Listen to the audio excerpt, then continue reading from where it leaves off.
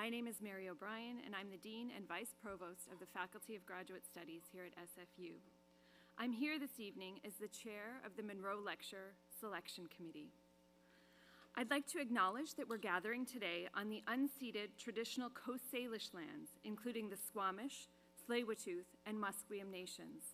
I am a settler on these lands, and I feel incredibly grateful for the opportunity to live, work, and play here. And I would like to invite Elder Granty Terry to the stage to open our event in a good way.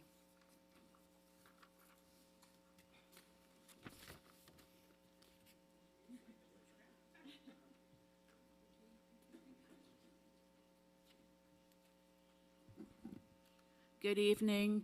Ajitswat tatamij hestau I mutuk. Hestau I mutuk kaftamu jeje. I'm saying how wonderful it is for us to gather. Thank you for the invite. Thank you for the invite to open us up in a good way with some words that I hope will help shape our conversations today. My name is Terry May Galagos. My ancestral name is Setlakis. I work for Coquitlam School District, but I'm also a grantee for the SFU Indigenous Student Council. And I say grantee, which probably is lesser ranking than a granny, but still I'm the same because I don't have children. My twin brother has children, my sister has children, their children have children, so now I'm a grantee, and yeah.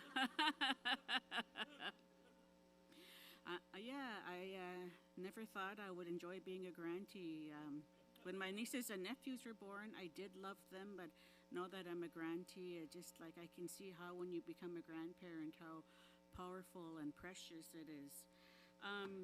Yes, as I work for Coquitlam School District as a district Indigenous resource teacher, and I'm very grateful for SFU to invite me on as a part of their team to be a grantee, or I guess a young elder. Yes, I'm a young elder. However, I do get the discount at Denny's, so I'm a baby elder. As John Fogerty says, put me in, coach. So yes, I'm here. Soon I'll not be a baby elder. Yeah, so as I said, my ancestral name is Setlakis. However, my other identity is grantee. We are on the Musqueam and Squamish and Tsleil-Waututh nations, the Coast Salish nations. I am Tla'amin, another Coast Salish nation. I work for Coquitlam School District, another Coast Salish nation. I cannot welcome you ashore here tonight because I am not Musqueam, Squamish, Tsleil-Waututh, but however, I can raise my hands and honor each and every one of you that are here tonight. We're on Mother Earth. Mother Earth is our oldest ancestor. Mother Earth is our oldest ancestor. She loves us unconditionally. Many of us are from another part of the world, which still is on Mother Earth, our oldest ancestor.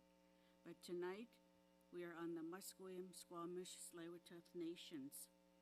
Everywhere we go, there we are. And it is my hope, if I could use the canoe journey as an analogy, because the Coast Salish seas have canoe journeys.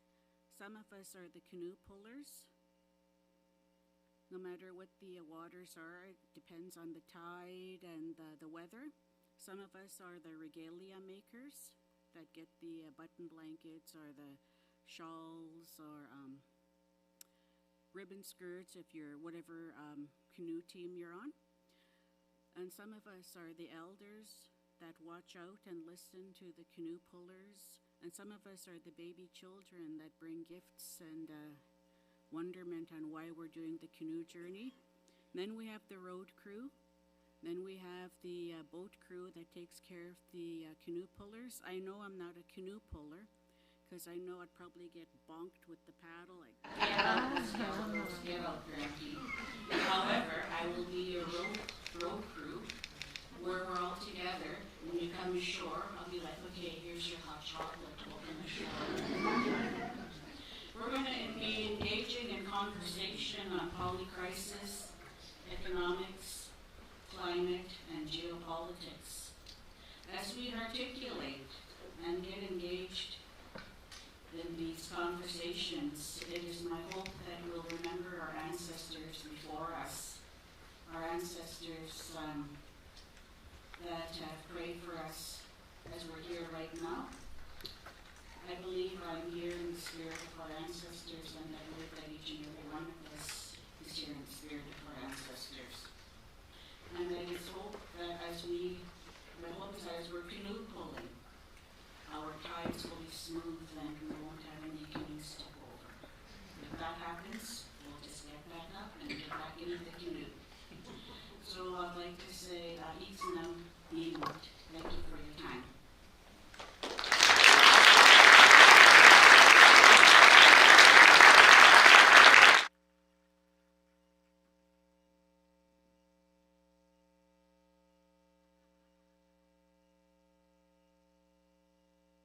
Thank you, Elder Granty Terry. A few housekeeping notes. Please note that this event is being live streamed and recorded, and the video will be available on the SFU Public Square website and the YouTube channel shortly. You're welcome to take photos and videos for personal use, but please do not use flash and be mindful of those around you, keeping in mind that holding up a phone for long periods of time can block the view of others. Closed captioning is available for those joining us on YouTube. You will see the closed captioning at the bottom of your screen. For those of you in person, you can also access the live transcript of the captions projected on the screen here next to me. If you need assistance, please raise your hand and a volunteer will come and help you. For those of you on YouTube live stream, if you're having trouble hearing the speakers, please try increasing your volume and checking your internet connection. Moving on to some community guidelines. We're operating tonight's event with the hope that we will follow a few community guidelines so we can have respectful and intellectually stimulating discussions today. I won't read them out, but they are here on the screen. They'll be in the chat on YouTube, and they were included in your Eventbrite registration. The long and the short of the guidelines is this: please be kind to yourself and others. In terms of the Q&A session for tonight's event, we will be using Slido for audience participation, where you'll be able to submit questions. You can follow the instructions on screen to log into the Wi-Fi and Slido to participate. Please feel free to put questions into Slido as soon as you have them. You can also vote on others' questions if there are any you'd like to see answered in the app. We will be taking a few questions from folks in the room today as well. During the Q&A, someone with a microphone will be able to come to you. So if you have a question, when the time comes, please raise your hand clearly. Please wait to use the microphone so that everyone in the audience, both here and online, can hear you. We will likely not be able to take every question, so in the interest of time, we ask that you please be brief and ask your question in the form of a question, not a comment. A bit of context about the Munro Lecture. The Munro Lecture was established in recognition of our former Vice President Academic and Provost, Jacques Munro, and its goal is to promote intellectual discourse and engagement with the wider community by bringing a world-recognized scholar and communicator to SFU, to dialogue with the academic community and broader public. And I can't think of a person more fitting of that description than our lecturer tonight. Tonight's lecture is the second event on Dr. Tooze's agenda for the day. Earlier in the day, he engaged in discussion with SFU faculty and students to consider and encouraged us to consider the entirety of a particular moment in time. And he also encouraged us to think about how seemingly unrelated issues truly are related. In terms of the agenda, just to let you know how things will go tonight, we'll hear from SFU's president briefly, then we'll enjoy a 45-minute lecture from our esteemed guests, and then it's time for the Q&A session. At the close of the event, you will be invited to attend a brief reception in the World Arts Cafe on the second floor. I would now like to invite Dr. Joy Johnson to the stage She'll be our host for the evening, and she will be in charge of the Q&A session. Joy is SFU's president and vice chancellor, and she is committed to carrying out SFU's vision to be a leading research university, advancing an inclusive and sustainable future. Joy, please join us.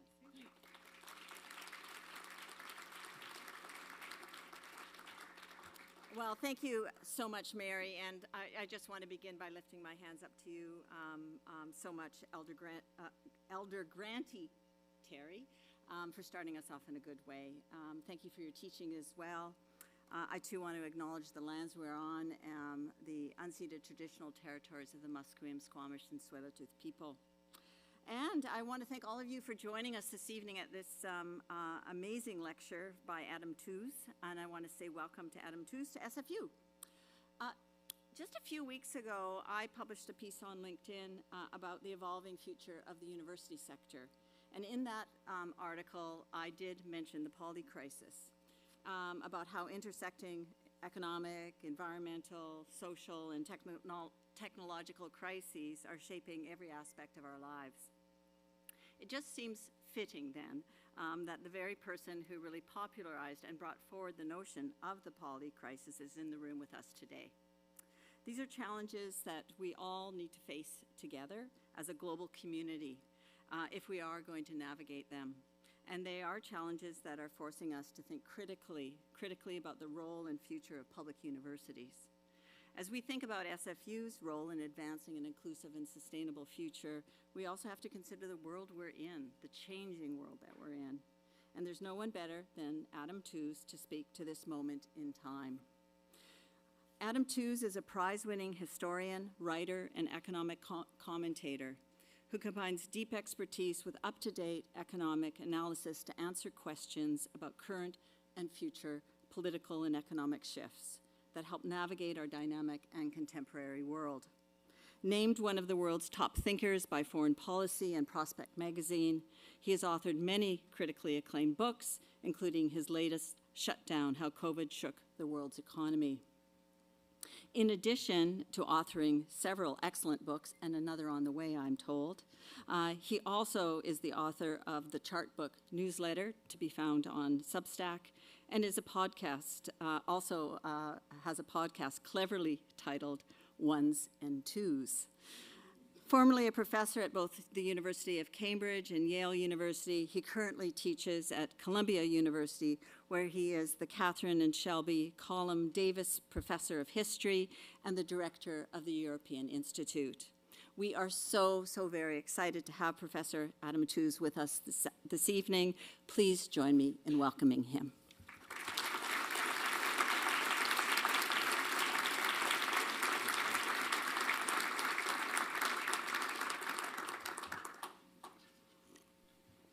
Good evening, everyone. It's a real pleasure to be in this beautiful town this evening. I'm told the weather isn't always this lovely, but man, on a good day, this is one beautiful place to be. And I have enjoyed my time here today enormously. May I also say thank you so much for that introduction. It's not something that I normally experience. And your evocation of our ancestors, in fact, does put me in mind of mine. And it puts me in mind of the question that they might have been asking. Don't know whether we're going to get our title up. There we go. What either my father or my grandparents, who were active participants in the dramas of the 20th century, would have made of the fact that I am talking about the topic I am talking about this evening. And there's a bit of me that's glad they have not lived to see this moment. I got on the plane last night in New York City wondering whether the country of which I hold a passport was going to engage in the obliteration of Iranian civilization, as our president threatened to do, and more or less seriously considering the possibility of applying for asylum in Canada this evening. The business of being a sense maker in the circumstances like this is it's a heavy obligation, and I feel that on me this evening. And I'm not, I don't think, going to be offering any simple answers. I perhaps can offer you a glimpse of the inside of my head at this moment and how I'm trying to sift through what's going on and some of the questions that arise from that. Because the burden is extremely heavy. I've come back, I've just recovered from global jet lag. I was in China for 2 weeks in the spring break, and I was first at a meeting of investors and then at a meeting on global development hosted by the Chinese government. And I just want to give you a snapshot, the start of where we were at. This was a slide from the investors conference that struck me with particular force, especially when it was juxtaposed with this image. I mean, from the point of view of the analyst that is trying to make sense of the functioning of this machine, the fact that it seems to stand on an upturned book of the Straits of Hormuz, and that the fate of our world should be, in a meaningful sense, determined by these two men, is not just politically, morally, normatively horrifying, but also intellectually dizzying. What on earth are we supposed to do? What kind of sense are we supposed to make of a world in which the sort of things can be said and be threatened that have been said and threatened in recent days? I moved on from Hong Kong, where investors were facing this reality and trying to make sense of it, to Beijing itself. The China Development Conference, you may know, is an annual jamboree hosted by the Chinese government in an incredibly stylized form. But outside, you face the pack of Chinese journalism who increasingly have become friends of mine, and they roar questions at you from all sides. Anyone who imagines that the Chinese media, it isn't free by any sense of the word, but it is energetic and loaded up with questions about reality. And what they want to know are these three questions. What is going on? Why the war on Iran? What can China do about it? And what do you think about the 15 five-year plan? In sequence, over and over again, hour after hour after hour, as long as you are able to stand up and answer their questions, they will ask you these three things. What is going on? What can we do about it? And what do you think about this rationalist plan for global development that we have over here that we've just announced as the 15th five-year plan in the name of the CPC, the Communist Party of China? The juxtaposition is absolutely jarring. And it puts me in mind, of course, of something closer to your home here, which was the experience of being in Davos earlier in the year and listening to Mark Carney, of course, issue the immortal words, "Let me be direct." We're in the midst of a rupture, not a transition. And that feeling of rupture, I have been living it as an experience. I don't want to dramatize, after all, what am I, a talking head? But the experience of trying in that talking head to put together these tearing pieces of reality has been a visceral one in recent weeks. And I'm really glad this is my last keynote for the first half of 2026. And it's a very great pleasure to be here with you, but I am done trying to make sense publicly of this situation. I will do my best this evening, but I am at the limit. I've had deep conversations with my analyst about the difference between neurosis and psychosis, because I'm increasingly struggling to tell the difference. I'm not going to deny that the feeling that we are going through is one of really fundamental unearthing and rupture. And yet the impulse is to rationalize, and yet when we rationalize, what are we engaged in? Are we engaging some kind of sane washing? We find ourselves in a spiral in which we face reality, then we try and stabilize ourselves, and then we start second-guessing our efforts at stabilization. I think again and again, so I was talking with a colleague earlier today about the great Melinda Cooper, who was talking with Dan Denver on her podcast about her most recent book, in which she said, my analysis, which is an analysis of the political economy of the United States up to the end of 2024, my analysis takes us to the edge of the cliff.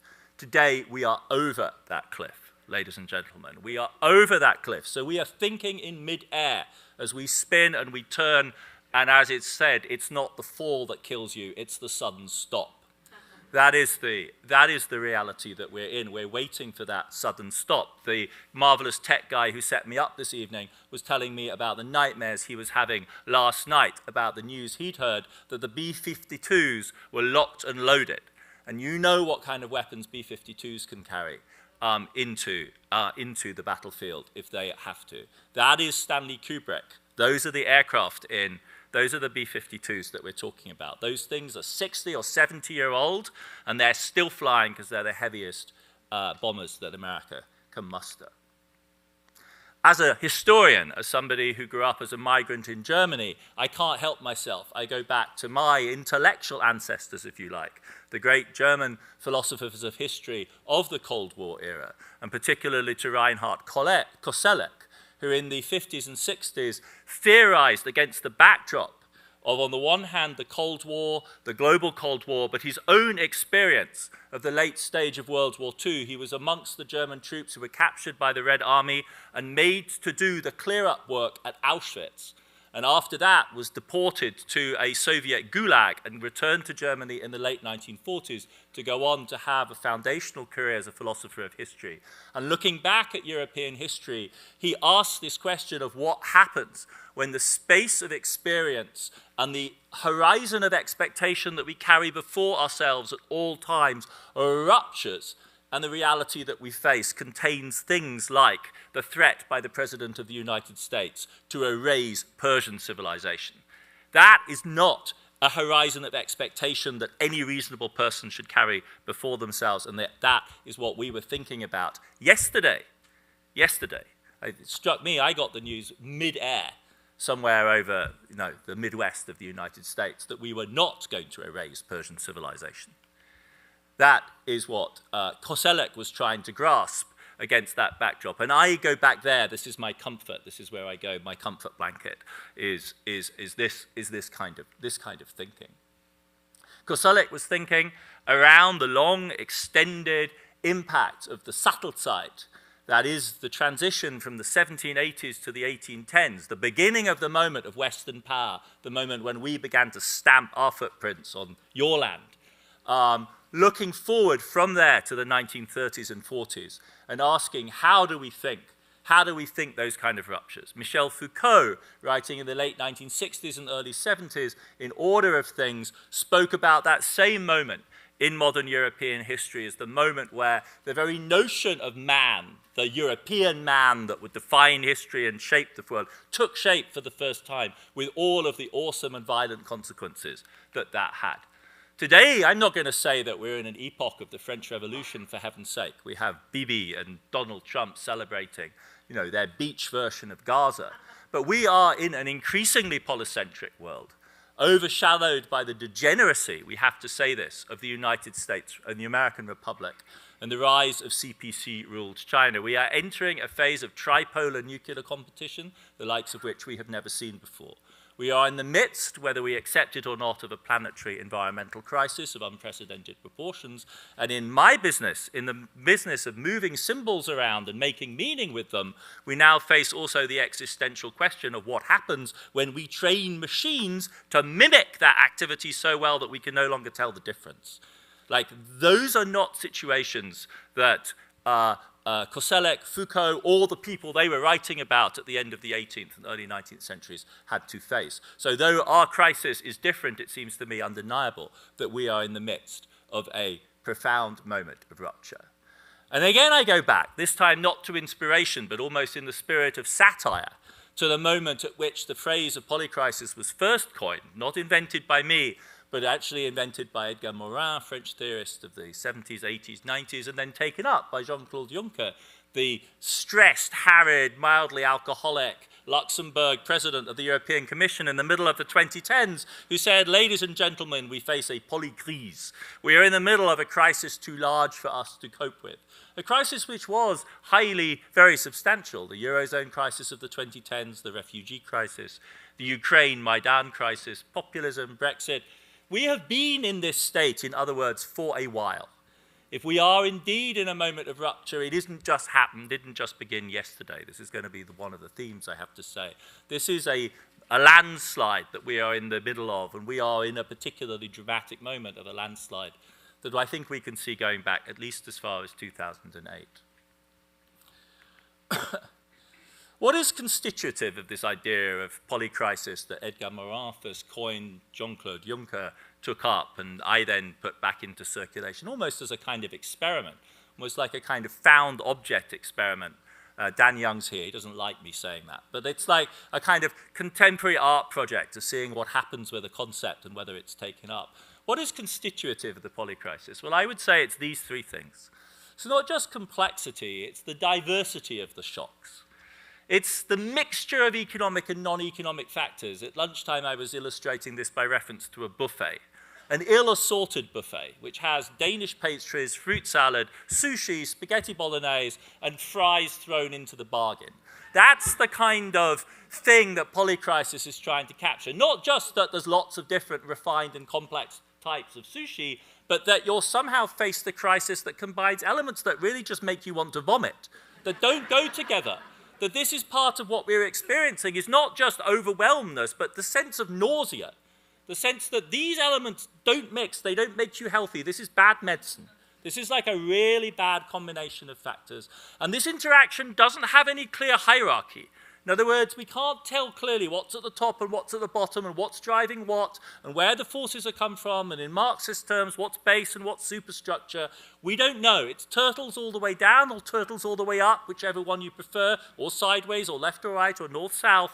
Like it's more blob-like, more like a bunch of string. It has a kind of amorphous structure that is nauseating and complex at the same time, and disorientating. So we can't really squarely tell where we're going. That's what polycrisis is trying to get at.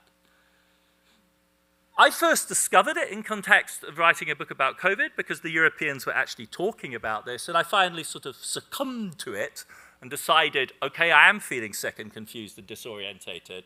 Maybe this wasn't just a term of art the Europeans used. Maybe this actually should mean something. In 2022, 23, when we had the shock of the Russian invasion of Ukraine, for me as a European growing up in Germany, it's a long way away from here. But you have a lot of Ukrainian refugees. I saw them so this was an unearthing, disorientating experience.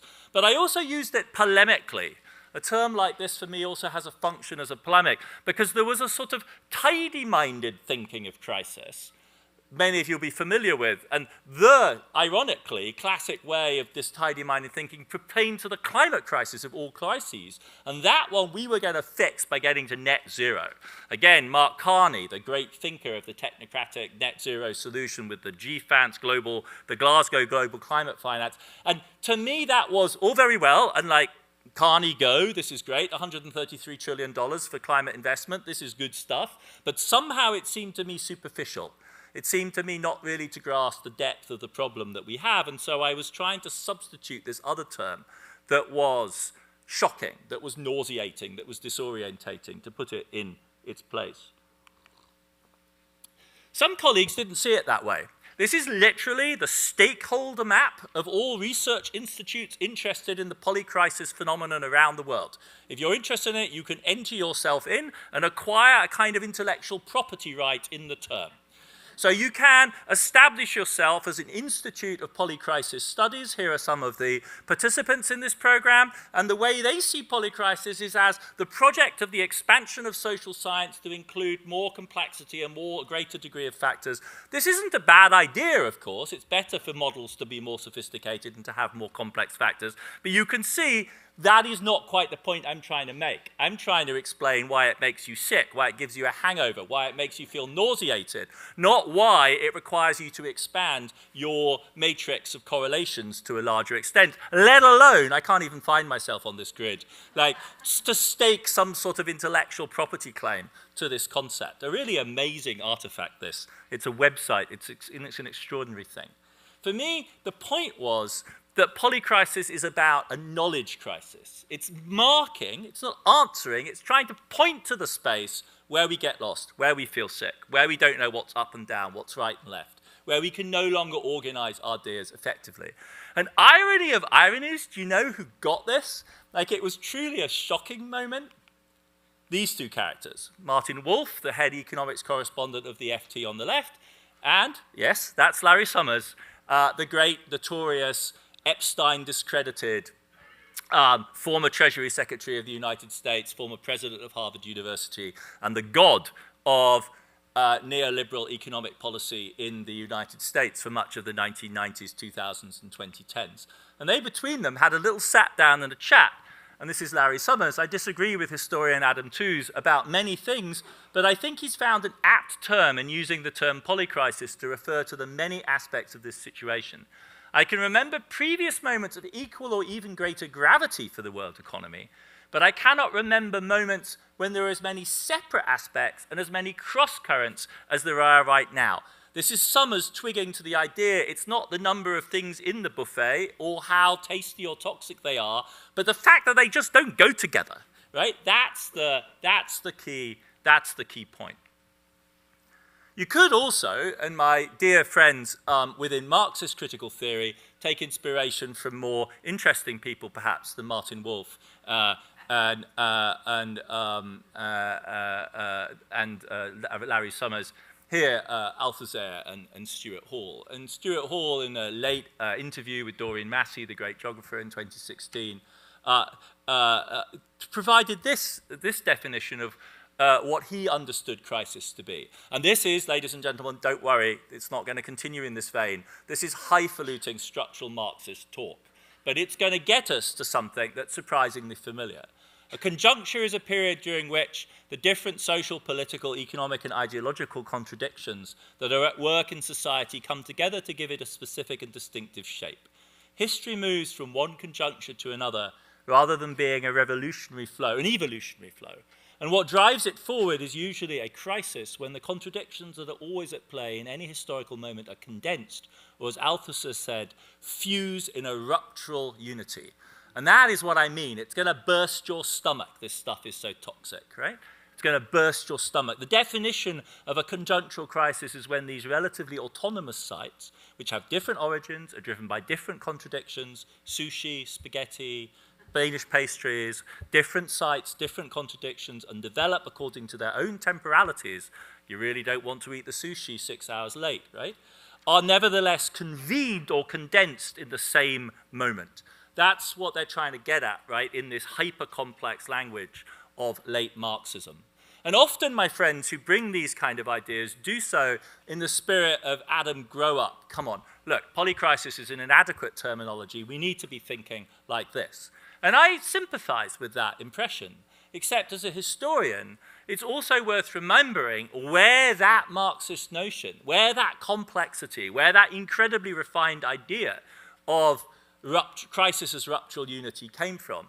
And though Hall was speaking in 2016 with Doreen Massey at the end of his life, the origin of that notion was in fact in the late 60s and early 1970s, at the moment in which many people would say Marxism was actually losing its intellectual clarity, was losing its political grip, and was about to be steamrolled by neoliberalism.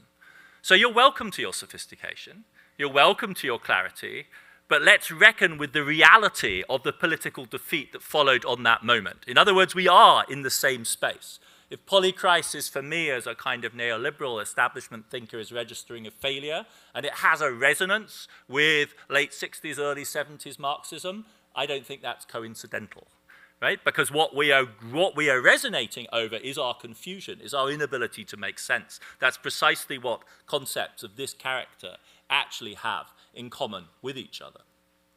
And I would go on to argue, again with my historian's hat on, that that moment of polycrisis as ruptural unity that came into view in the early 1970s was effectively closed over by neoliberalism. A way to give this term some more political, some more historical narrative shape would be precisely to say that yes, the most far-sighted people working in the Marxist idiom in the late 60s and early 70s could see this, and then they were buried by history as history moved on.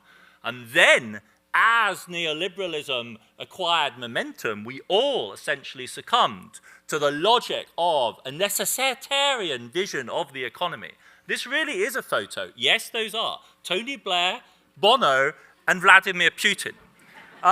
In a moment at which we all understood that it didn't matter whether you were Bono or Tony Blair or Vladimir Putin, because it wasn't you that was deciding, it was globalization that was deciding.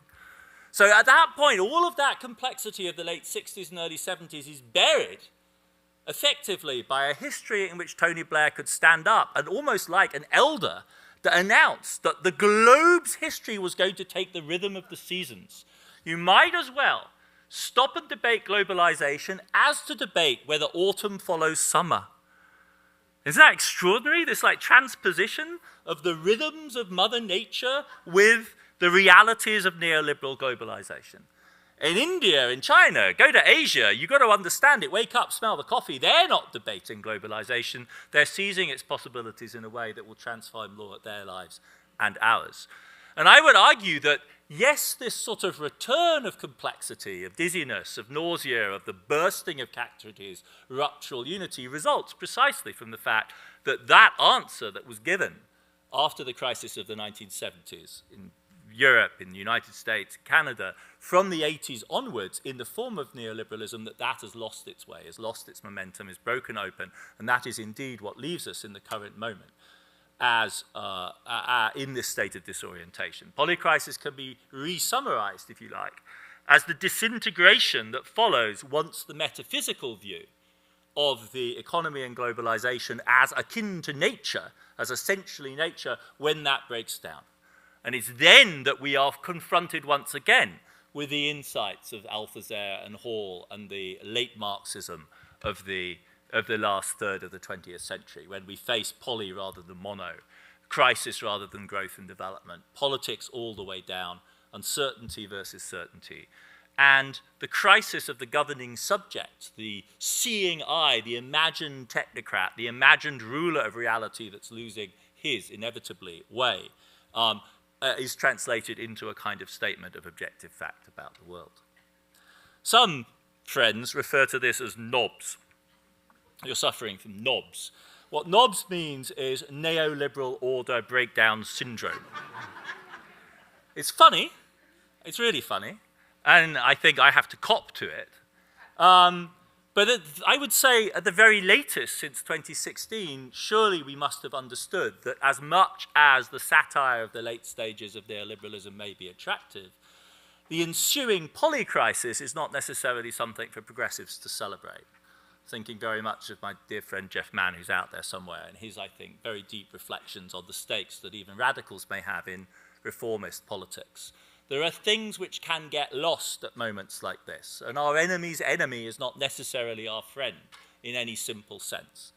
So this crisis that I think is really profound and is shaking these foundations comes with high stakes. Take the climate to bring in that issue that was flagged so significantly and will now take up a greater and greater part of my talk. There's a view that, and this is espoused by the great Naomi Klein in much of her writing, who I gather is a local and fantastic inspiration for many of us.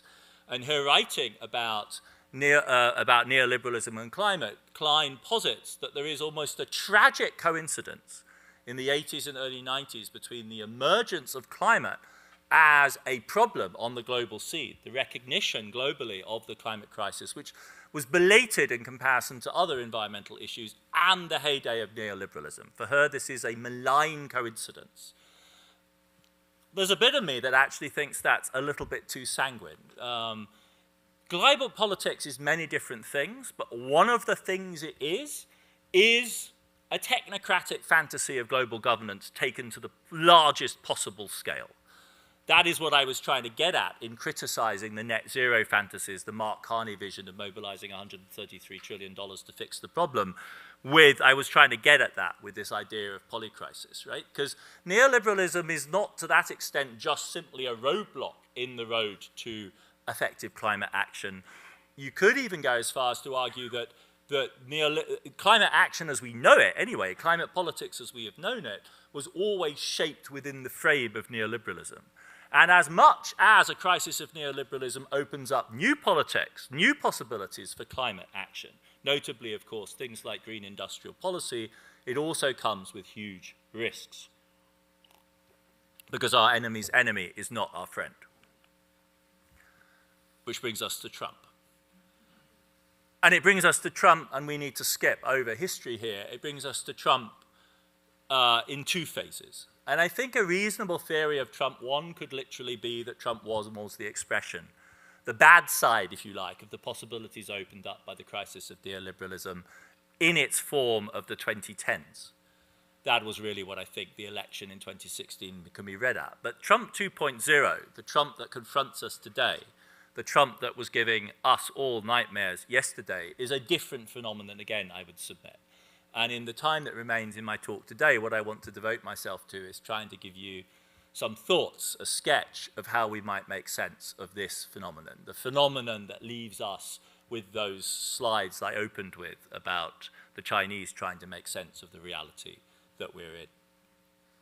What I want to do is give you a first draft of how one might write the history of the 2020s in the manner of a sketch map, in the manner, if you like, of a film script. What would be the essential stopping points? It's a short sketch, it's an intellectual experiment, it claims no kind of totality. What might be the elements that we essentially need to make sense of this reality?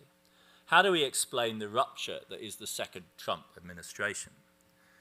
And I'm going to shock you, I hope, or shock myself even, with the first place that my mind went. Because how do we explain it when you have a leadership that espouses radical-sounding but empty slogans? And you have polycratic competition between different factions in an administration like that, which is our kind of bare bones, I think, description of the second Trump administration. You might think that this would lead to paralysis. Why has it instead led, this time round, to explosive hyper-agency? And the scary thing is that I can't help thinking of the first phase of my academic career, which was preoccupied essentially with the problem of National Socialist Germany. I can't help thinking of the Third Reich. Because this is the problem that we face in trying to understand Nazi Germany. Right? How is it that an essentially hollow man like Hitler, surrounded by the competition of different factions, could have led to hyper-agency and not to mutual paralysis? And the answer is cumulative radicalization. So precisely in a situation in which the ultimate intention of the leader is in some senses empty and a blank space to be filled in, what we see is the competition, in Ian Kershaw's famous phrase, the competition to work towards the Führer, to fill out whatever it is he clearly imagined with something more radical. Now, in Trump's case, from day to day, we don't know where this is going. And sometimes it radicalizes and sometimes it de-radicalizes. And we have to have theories of TACO, Trump always chickens out, as well as theories of cumulative radicalization.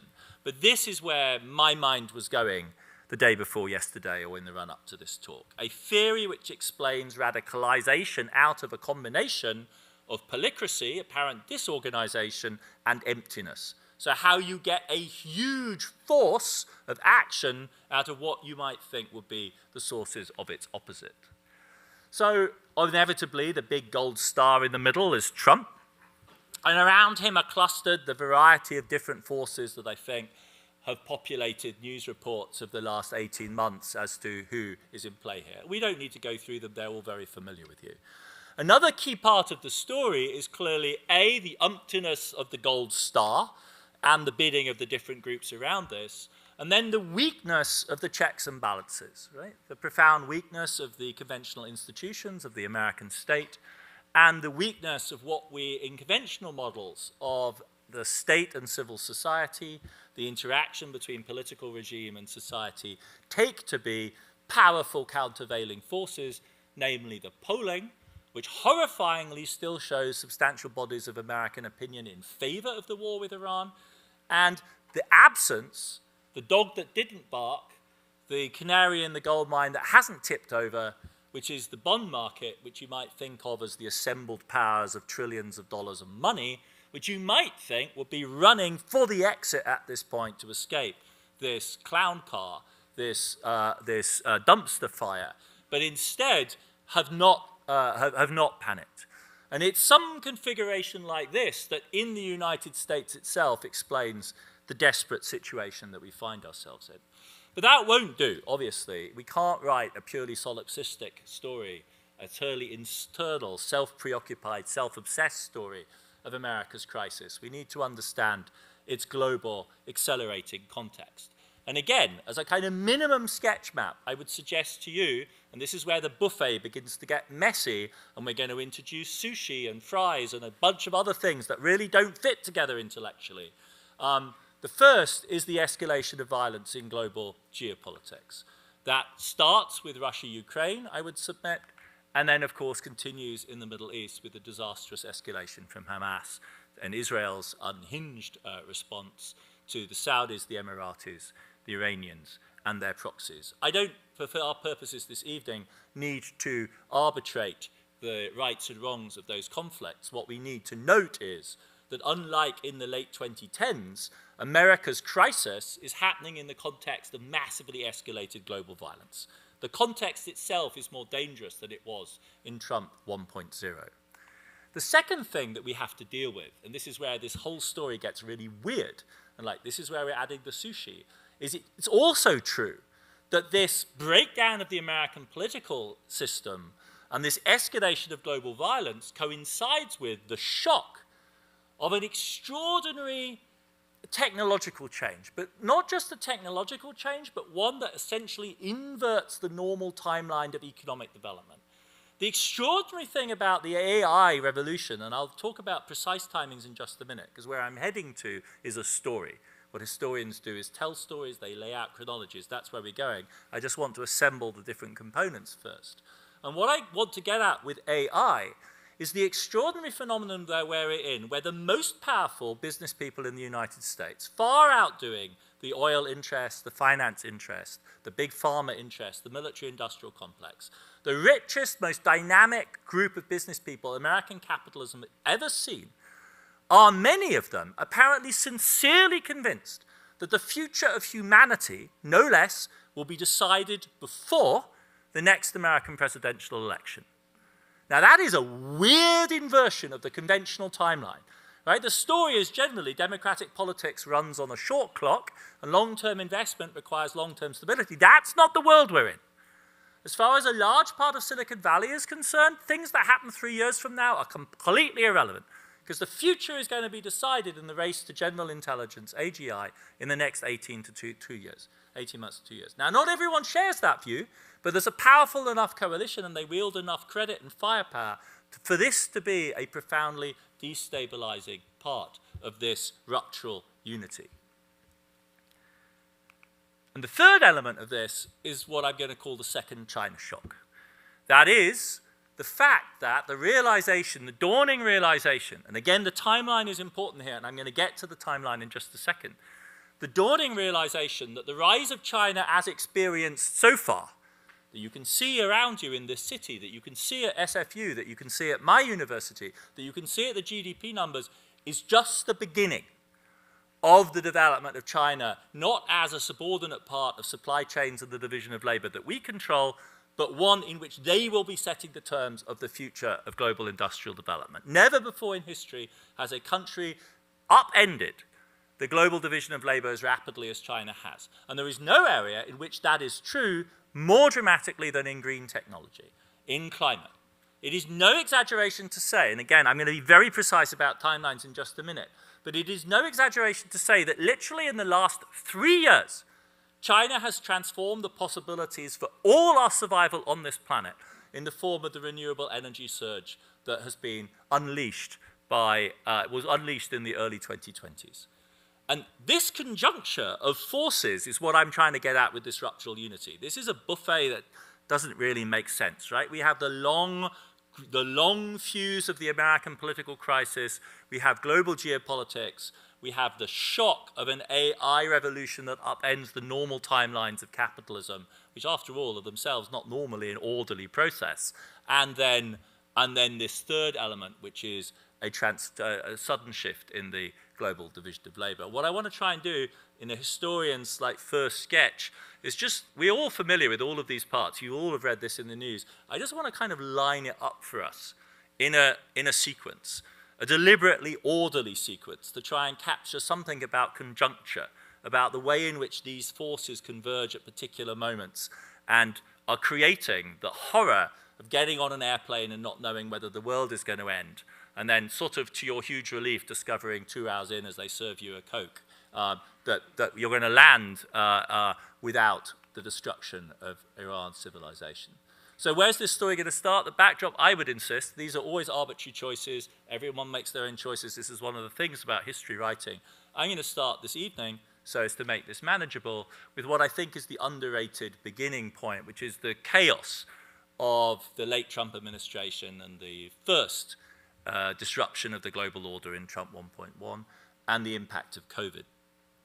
Now, what this opens up, and this is in the backdrop of my story, is a historical might have been. There was a moment, we can talk much more about this, where I think there was the possibility, at least in the minds of European strategists, of some sort of convergence of European and Chinese agency over the dead body of America's collapsing hegemony and collapsing empire. There was the possibility of some sort of deal.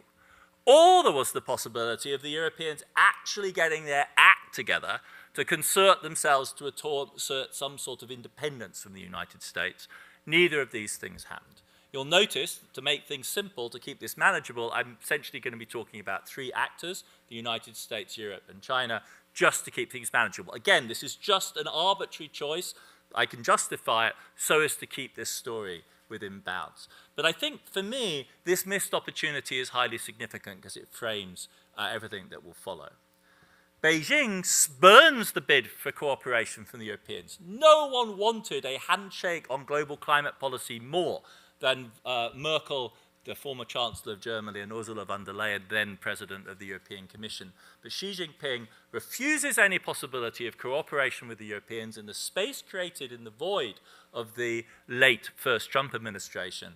And instead, Xi Jinping, in the then Zoom-based UN General Assembly, makes his extraordinary announcement on what the Chinese will call dual carbon. In other words, max emissions by 2030 and carbon neutrality by 2060. And then, in a move that is hugely underrated in the West, those goals are written into the 14th five-year plan that is rolled out from the beginning of 2021. This, ladies and gentlemen, is where I'm going to start our story.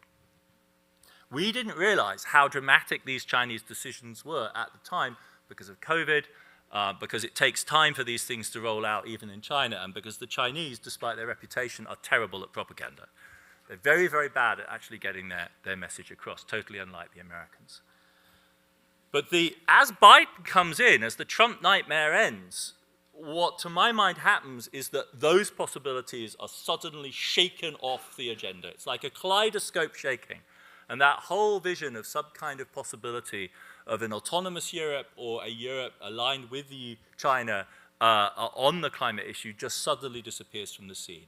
It happens incredibly quickly, and it happens in the face of really radical escalation of American tension. Remember, it's close to here, the Alaska summit between the United States and China that went terribly badly in the spring of 2021. And the response was that the Europeans immediately pivot into the arms of awaiting revived Atlanticism on the American side. And the two climactically converge. At the COP, the climate conference in November 2021 in Glasgow, this new configuration of a kind of Cold War Euro-American alliance around the climate issue takes shape. This is a highly significant meeting. I didn't know until I put this slide deck together it was captured on camera. On the left-hand side, you see Blinken, the American Secretary of State. On the right-hand side, barely recognizable, that's Zelensky before 4 years of war. Like, look at the man, like a different character. This is them talking climate. Behind the scenes, we know from the memoirs of the Americans involved that they were briefing Ukraine on the imminent attack on their country. They were using the climate conference as a cover for secret intelligence conversations about the sincerity, about the risk. So this is why this image is really haunting. Blinken talks literally about how close their knees were as they talked. Their bodies were close together. They were in the green room before they went on this stage. And they sat close together, and the Americans bore in on the Ukrainians. Do you understand what we're saying? They are going to attack you. And that, of course, unleashes the true mother of all energy shocks. What we're going through right now, ladies and gentlemen, this is up to date to the day before yesterday. The energy price shock everyone's hearing about right now is the little bump on the right-hand side of this graph. Like, it's barely registering. That spike is a 10x increase in the price of gas in Europe. The shock that's unleashed by the Russian invasion is decisive. And again, there's a crucial question. Where is China going to go And the answer, of course, is that China lines up with Russia at this moment. So we go from a moment in 2020 where the Europeans are desperately reaching out to the Chinese to stabilize something, given that America is absent from the scene, to by the spring of 2022, the stabilization of the American-European relationship in the face of both China and Russia. And this sets up the kind of increasing delirium that we are moving into. This is what, to my mind, the kind of basic elements of a conjunctural analysis have to look like, is the precise timeline. For the Europeans, this is a deep dilemma, because their answer to Russia, to go back, their answer to this, then as now, is double down on renewables, but where are you going to get the renewables from? You're going to have to get them from China, which has allied itself with Russia. For the Americans, ironically, it all lines up. It's extraordinary. In 2021, the Biden team had struggled and failed to get climate legislation through. In the spring of 2022, they look dead in the water. The Biden administration can't pass legislation. The 2020, the Heritage Foundation's Project 2025 is launched in the spring of 2022 on the back of the sense that the Biden administration is falling apart. But the irony of the moment is that as the pieces, as the combination lock falls into place, as Russia attacks Ukraine and China lines up with Russia, the Biden argument that America should do green energy so as to resist China becomes more and more compelling, so that even Joe Manchin in the end has to surrender in the summer of 22, and they pass the Inflation Reduction Act. This, to me, is the kind of twisted logic of a history in action, and as I was arguing, it doesn't start with Trump. By the summer of 2022, China, Europe, and the United States are all actually powering their green investment at unprecedented levels. The IEA, the International Energy Agency, starts issuing this unprecedented, in the history of the agency, set of reports, not just on how to get to net zero, but how the governments of the world are actually getting us there. There's a narcissism of small difference. Everyone wants their program to be bigger. But what's really striking is not so much that, as the fact that all three of the big players are at the party now, and they're pushing in different directions. The Chinese are pushing on EV, the Americans are pushing on electricity infrastructure, the Europeans are doing their housing stock. Terribly hard problem to actually get to grips with, kills the German government. But everyone is pushing towards the energy transition. This isn't a story that's just grim. This is a story that has the attractive power and sucks people in, because it keeps promising us something better. It keeps promising us the possibility of actually getting somewhere good. But this is also the moment of Dark Brandon. This is the moment where the IRA passed of like hyper-aggressive American neocon democratic enthusiasm. They're back, America's back, it's leading the charge. Nancy Pelosi decides that as her final tour, she should take herself to Taiwan to demonstrate solidarity with Taiwan. Beijing responds with a massive show of force. By the winter of 22-23, America and China are really close to talking about war. And into this, talk about the buffet, here comes the sushi, ChatGPT launches into the middle of this bizarre scene. Dark Brandon, Nancy Pelosi on her geriatric global tour, everyone ramping up their green spending, and ChatGPT is on the agenda. We've been living in crazy times for some time, right? How then do we do this? Well, they restabilize. This is the thing you see about the Biden administration, is they actually have an instinct to pull things back, as do the Europeans. So back from the brink in 2023, this would be the chapter title for this moment, because the Europeans get panicked at what's going on. They don't want the Americans to be fighting two wars at once. They want the Americans to be focused on the war in Ukraine. So von der Leyen scrambles to Washington, sits down with Biden, and they agree on the so-called de-risking agenda. De-risking, not decoupling, is the slogan of the spring of 2023. We're going to de-risk our relationships with China, not decouple. And China comes to the party, and in the Sunnylands meeting in the fall of 2023, the Chinese and the Americans meet, and we then go through to this bizarre COP in Dubai. Think about that for a second. If the Republicans had any sense of humor, they would not cancel COP and refuse to go. They would invite COP to Houston. We've had it in Baku, we've had it in Dubai, why shouldn't we have it in Houston? It's clearly not about a death sentence for the fossil fuel industry. Only the GOP mavericks think that. Exxon doesn't think that, right? The Paris process is about managing fossil fuel energy systems, but the extraordinary thing is that the agreements at Dubai in the fall of 2023 actually begin to point the way forward.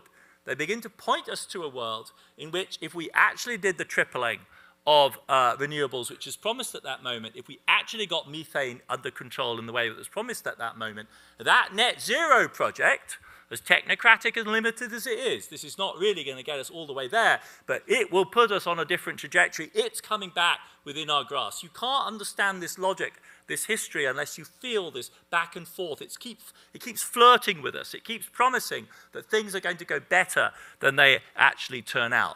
Because, of course, in the fall of 2023, this buffet is just about to get really, really ghastly. We're, on the one hand, in the space in which Ember, my favorite British NGO, can give us graphs like this. This is, believe it or not, this is hard to take in with such confirmed skeptics, but the white lines is what we would need in terms of batteries and solar panels to get to net zero. The solid yellow and the solid red is the capacity we actually have. This is the first time this has ever happened. You have been looking at graphs for decades which show you the opposite. We are now in the space in which we actually have more capacity than we need. We don't actually currently have the demand to consume the solar panels we can make. It's a bizarre inversion of the normal situation. That is the world that we were in Dubai in the late 23. But late 23, what are we talking about? Dubai, late 23. We're talking about, of course, the nightmare beginning.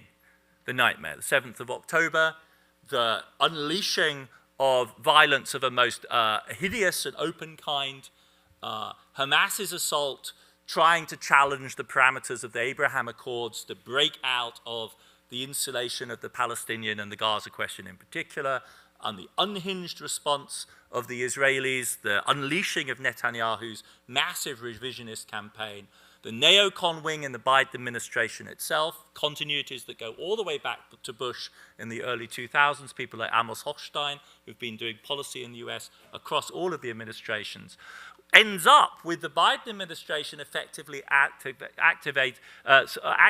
advocating revisionism on three fronts.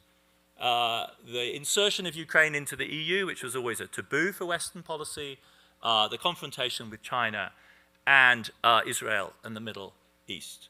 And in the middle of all of this, there is now unanswerable evidence that Joe Biden, the President of the United States, was losing his mind. From October 2023 onwards, it is unclear at any given meeting whether the President will actually recognize the key interlocutors in these conversations, including Jake Sullivan. That's his national security advisor. We have to face this reality. This is not the first incompetent president who has ruled the United States in the last 8 years. So this is the reality. When Biden goes to his meeting with Xi Jinping at Sunnylands to agree a variety of different issues, he simply forgets to talk about the climate agreement that had been reached ahead of Dubai. He was given 2 tightly scripted questions that he was allowed to answer. So we have to reckon with the fact that the American political system has been disintegrating in a really profound way on all sides from that moment onwards. And in 2024, what we see increasingly is the bursting of the Biden bubble. And the consequences of that you can actually see in the economic numbers. Because one of the premises of the energy transition is that investment is driven by expectations. Expectations are consolidated by politics and confidence.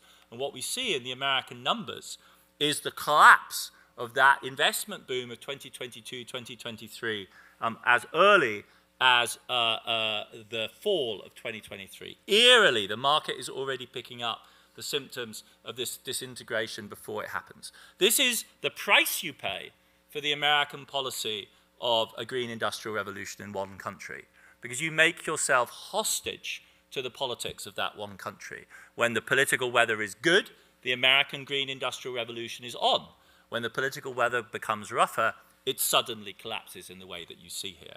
And it's at this moment, and I want to double down on the precision of the chronology here, It's really in 2024, 2025 that China's dominance becomes really dramatic.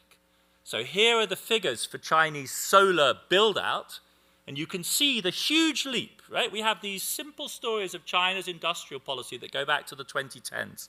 But look at the leap for China itself in 24, 23, 24, and 25, as you will know, is further off that chart that we can show here.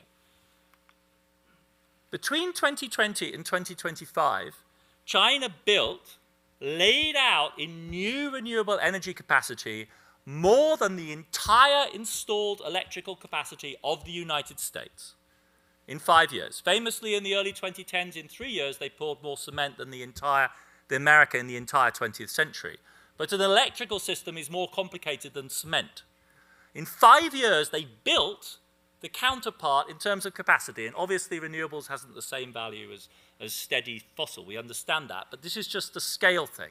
The Chinese can lay out a renewable system at the scale of the German electricity system in 8 to 10 weeks. Right? So this is sudden, off the charts. The Chinese themselves don't know what to do with this, but this is happening at this moment. And in precisely that same moment in the United States, the scale of the hyperscaling challenge is dawning on Silicon Valley. This is the number these are the numbers, and you can see the way in which there's this eerily parallel between the sudden leap in Chinese investment in renewables and the sudden leap in American investment in hyperscaling. And this, of course, flips the script.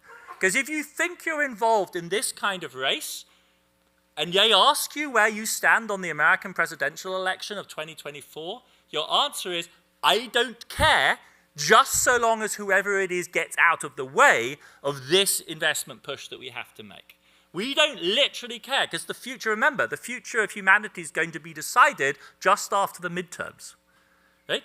So we just need a political regime that allows us to actually build this far. So it's this sudden escalation of violence, of technology, of technological possibility that's happened, not in our lifetimes. It's happened since, we enrolled in university. It's happened in the last 2 years. It's happened at an extraordinary pace. So it's this, then, that turns this carousel of Trumpian politics into the madhouse that we've been living through. And it's a madhouse. We've all been living through it. We don't really have to recap it. But it's a story that in early 2026 has taken on this just extraordinary acceleration in foreign policy. Venezuela, Greenland, Iran. And to my mind, this might be driven by domestic pressures that we see at home. But above all, it's a matter of the kaleidoscopic convergence of different Trump coalitions around different targets. From Stephen Miller and the neocons and ICE, it makes sense to hit at Venezuela because you're basically doing in Venezuela what you're doing in the Chicago South Side. Vance and the neocons have been bullying Europe, so this is where the Greenland piece comes in. And then you converge with Netanyahu on Iran. I think it's crucial in the current context to say that it is not helpful, I think, to think of Israel simply as the tail that's wagging the American dog, or to think of the Iran campaign as some sort of Israeli/Jewish conspiracy. This isn't going to get us anywhere. But to think of this as a neocon project that allies elites in Israeli politics with particular elites in the United States, I think, is the way to think about this. It's as though we're in a rerun of the early 2000s with 9/11 and 2003 now being replaced by October 7th and 2026. And it goes back, again, we should just remind ourselves, it's all happening so fast. This is not the first war that America's waged on Iran. We actually attacked Iran last year already with massive bunker-busting bombs dropped on the nuclear program with a deathless pornographic title, Midnight Hammer. At that moment already, there was this sense that this was a fragile coalition, right? The Israelis have a different function than the Americans. And we saw that already in the summer of 2023 with this extraordinary attack by the Israelis on Qatar in September 2025, which provoked Trump then into pulling the Israelis back and ending and forcing the Gaza truce. But from December 2025 onwards, we know that Netanyahu was harassing the Americans, and Israeli intelligence was selling this cockamamie story about regime change that they were going to get to. I think some story like this helps us to explain and to make slightly more explicable what's gone on. There are some brave souls who are willing to try and provide a fossil fuel logic to this. These are people I respect, but I think I profoundly disagree with. Helen Thompson, my former colleague at Cambridge, is one. Guy Laron, who is a brilliant Israeli analyst of fossil fuel politics, insists as well that what's going on here is an American effort to destroy the Middle East producers so as to open the market for the Americans. It's an effort, I think, at explanation. We need efforts at explanation. This would be a rational explanation. I think it's an exercise in over-rationalism. And I think the same goes for simplistic alignments and explanations in terms of the essential properties of the United States as a petrostate. It just can't help itself. In the end, it's always after. It's a dog that's after the bone of oil. That, for me, is also not a helpful analysis. It may be that these kind of logics are offered in documents in Washington. Future historians may find papers arguing in this direction, but that doesn't make this a rational strategy. What about Iran's staying power? What about the limits of American military power that have been so clearly exposed? What about the American consumer who pays for the higher gas and oil prices? What about the financial markets that are on edge? What about the US players with huge stakes in the Gulf? Contrary to expectations, Exxon has booked a $6 billion loss as a result of this war, because Exxon's assets are on the wrong side of the Strait of Hormuz. Chevron is much better placed. What about the Abraham Accords, which surely have been put in jeopardy by this war? What about the wider impact on Asia, which, if you are engaged in a strategy against China, is surely the playing field on which you have to prevail? And what about Chinese staying power itself, its huge reserves of oil, its huge purchasing power, and what must surely be an appetite whetted for a confrontation over Taiwan after they have seen the limits of the American arsenal? How does this add up to a rational strategy? As I've said, that doesn't prevent this being offered as an argument but I think it was a short circuit to imagine that this actually adds up to some giant cunning plan on the American side. But the real difference, the historical novelty of our current situation, and it truly is dramatic, is that unlike previous fossil fuel crises of 73, of 79, of 2008, of 2022 even, because that's the other side before that huge surge in Chinese capacity. 2026 is the first fossil crisis in which we actually have a full-blown alternative to fossil fuels waiting for us to adopt it. This, too, is part of our reality. If there is the insanity, there is also this awesome, dizzying possibility of turning this in a rational direction. That, too, has to be considered. This is an amazing graph. The graphs, they just don't, right now, there's a sort of weird disjuncture between graph creation and kind of crazy fantasy. Like the graphs become more and more fantastical every day. So this is a graph which shows the great problem of renewable energy, which was always the capital costs, right? The thing about renewable energy is when you've built the things, the energy's free. But building them used to be capital intensive. The extraordinary thing that Ember's showing here with the yellow line is that the capital costs, the upfront costs of building a pure solar plant right now are within striking distance of their fossil fuel competitors. So there's just no choice anymore. You build the plant and then you get the power for free and it doesn't cost you more than buying the generator or the turbine in the first place. Now, it still isn't steady power. These aren't batteries, you need the batteries as backup, but the gap has closed. So the sense that, as it were, there was a slow capital component to renewables that just made us impossible of rapidly moving to an energy transition, that too has gone. So the kind of foundations of a material sluggish reality that we could once take for granted are being upheaved and dug out. We have, in other words, also fewer and fewer excuses for inaction. This too is part of the defining politics of the current moment. China is building an electrostate. There is no question that China is simultaneously building out the share of its primary energy derived from electricity and greening the electric system as it goes. But you don't have to choose between electrostates and petrostates. Certainly not from the technological or the economic side. China itself, of course, is an electrostate, but in large part it's incredibly dirty. And it continues to be, and it continues to build coal as reserve capacity. They can build things so cheaply and with such disregard for capital costs that even if a coal plant is used only 20% of the time, they'll still build it. Petrostates, like Texas and Saudi Arabia, are going hell for leather right now for renewables in their electricity sector, because it's cheap. Why would you not? You can build data centers. This is cheap power.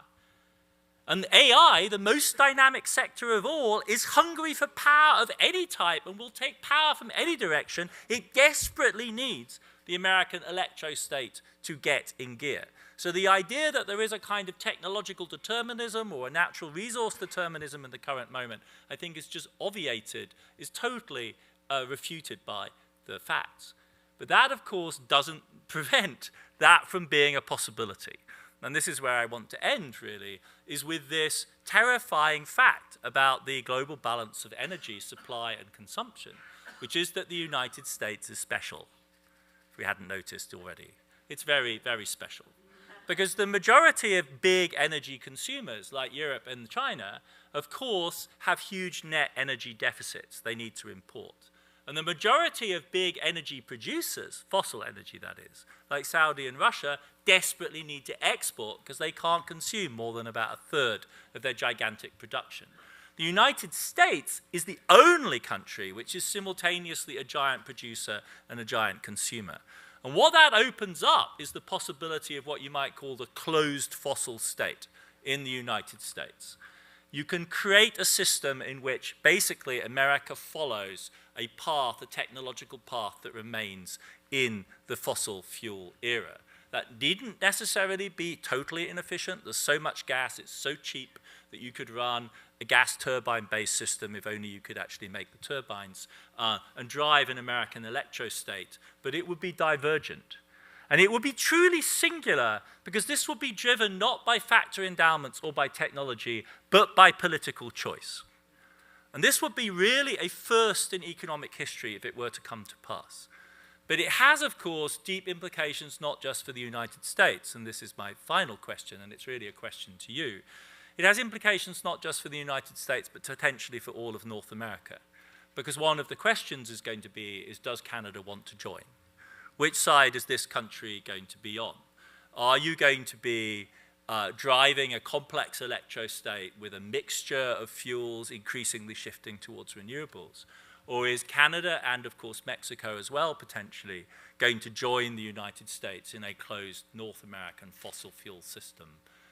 I don't feel confident in ruling out any possibility at this point, but I hope at least this map has given us some framework for thinking about these delirious and sickening times. Thank you very much for your attention.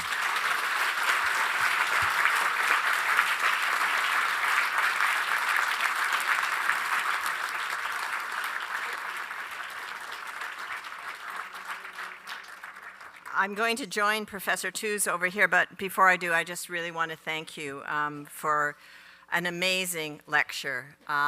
It really is dizzying, and I have to say, to begin with, I'm never going to think of a buffet in the same way. And we'll be talking more about the buffet in a minute, but I really want to thank you for really making sense of something that really we can't make sense of, showing us the importance of history, helping us to get a glimpse inside your head, as you promised, and really, I think, asking some very important questions for all of us about the role that we can play in Canada as well toward the end of your lecture. So please join me in thanking Professor Tooze for an amazing lecture.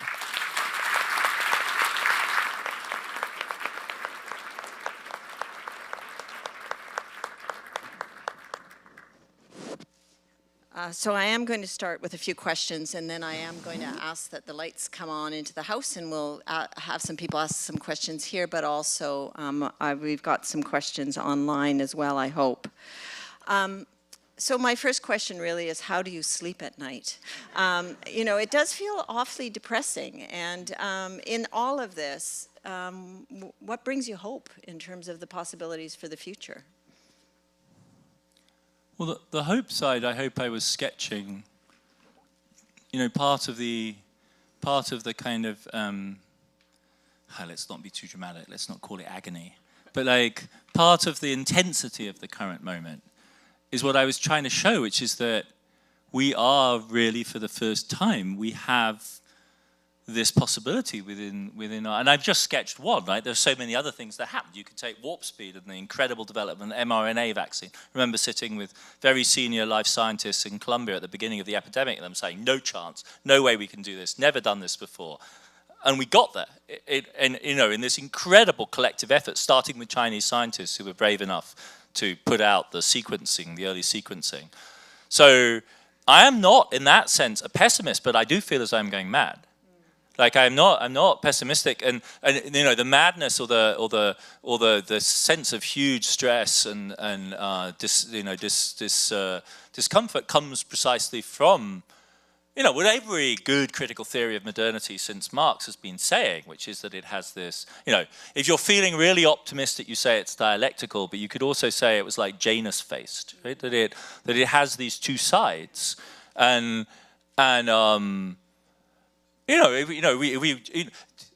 one of the things we don't appreciate in the West is that China, the largest big collective powerhouse in the world, in history ever, in our history of our species, was steering from the 90s onwards through to the mid-2010s towards possibly the greatest ecological disaster. I don't mean climate, I mean just on the ground, locally, in the destruction of the natural environment in China. It was absolutely staggering. Millions of people were dying every year from lung disease, from the coal pollution. It was a public health disaster of absolutely gigantic proportions, and they stopped it in the 2010s. And anyone who's been to China recently knows it's not India. It's not like Delhi, where you can't see for smog. Like, it's a transformed place. But then, this is the work of Xi Jinping with his personal name on it. And every generation of Chinese that comes after this moment will remember two mountains theory. Clean waters and lush mountains are priceless assets as the cliche of the Xi Jinping era. Right? So that is the reality that we're dealing with, this kind of duality over and over again in so many different eras. It was Trump that launched Operation Warp Speed, and they called it Operation Warp Speed, like a bunch of kids who were in some Star Trek movie. Insane, right? So we're in this sort of extraordinary duality that, so it's not so much depressing as it can feel delirious. It can feel, and it's, you know, you put those graphs up, and you do feel like the kid who is saying, it's not so much the emperor doesn't have clothes. Well, one moment you're saying the emperor has no clothes, and the next minute is saying, do you see the clothes the emperor's wearing? Like, these are absolutely extraordinary. Like, have you seen these solar panels? Like, this is, and you're constantly, it feels, struggling to convey and to find words to explain the extremity of the situation that we're in. Like, so that's, for me, the problem. And there's definitely a problem with sleeping, yeah. I can well imagine. Maybe a selfish question from my point of view, but what do you think the role of the university is through what the polycrisis? Well, I'm not going to speak about great public universities like yours. Please do. I have no business. Like, I've spent my, Cambridge, Yale, Columbia. It doesn't equip me to talk about that reality. But Columbia has been interesting. I was saying this at lunchtime, we had to think about this. And I think of universities like Columbia as basically founded in their current form in that moment between the Vietnam crisis of the late 60s, Stuart Hall, Althusser, thinking about these very complex configurations, which definitely included the anti-imperialist struggles, which were key for people like them, that kind of Marxism.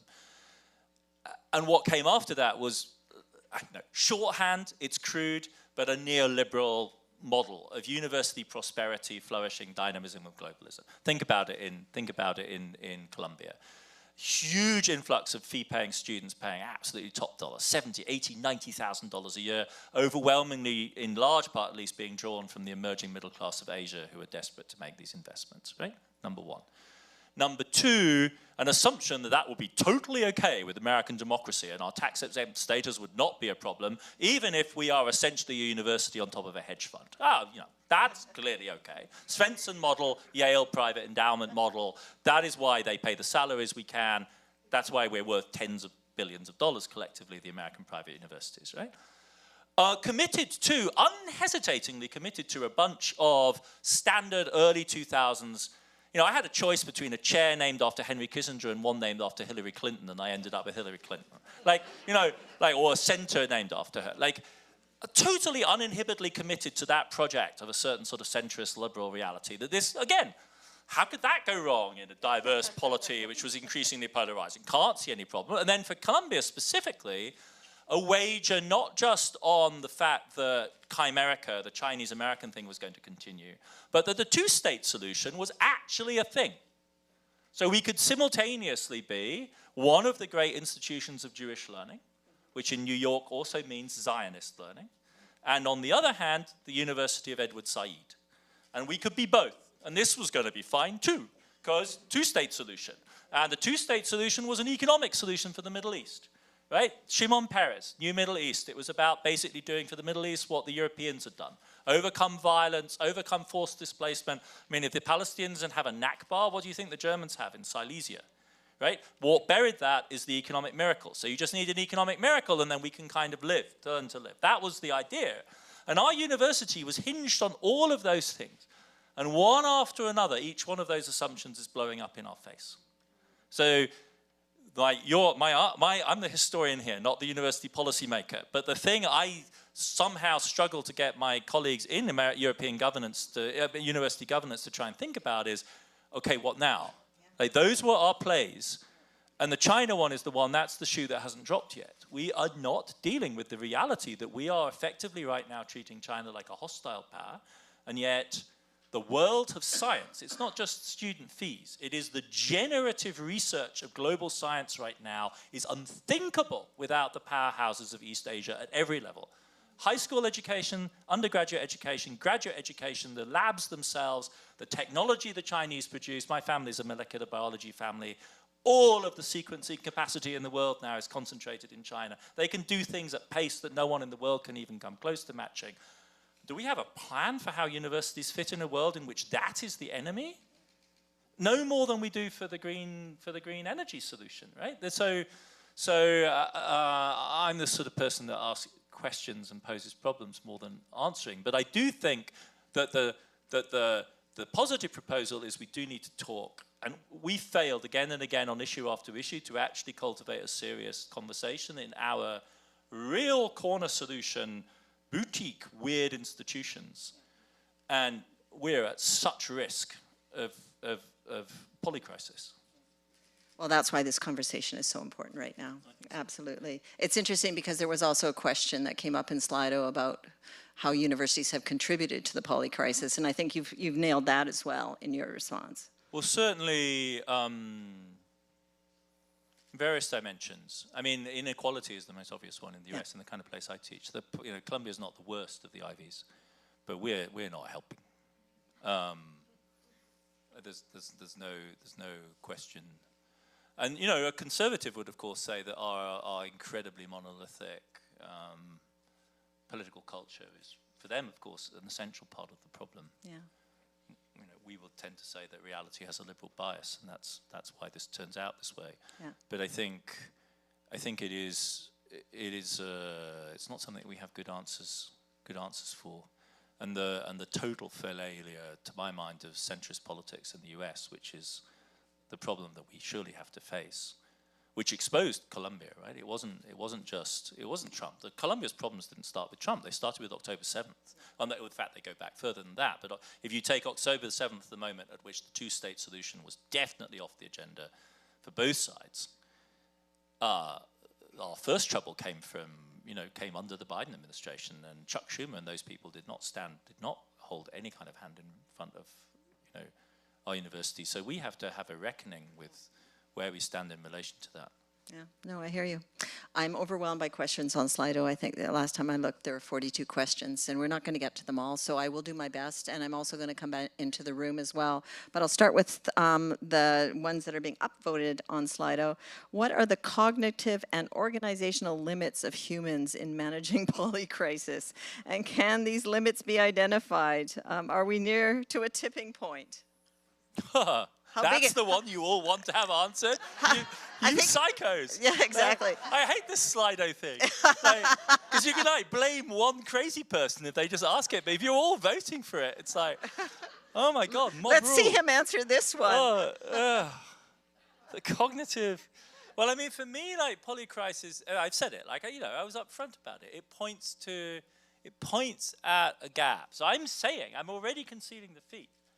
By saying polycrisis, at least my interpretation is precisely, is the nausea, is the dizziness, is the confusion, is the center being assaulted from all sides, the paranoia that goes with that, so to my mind, the answer, we already have the answer. In other words, it is far more than we can cope with.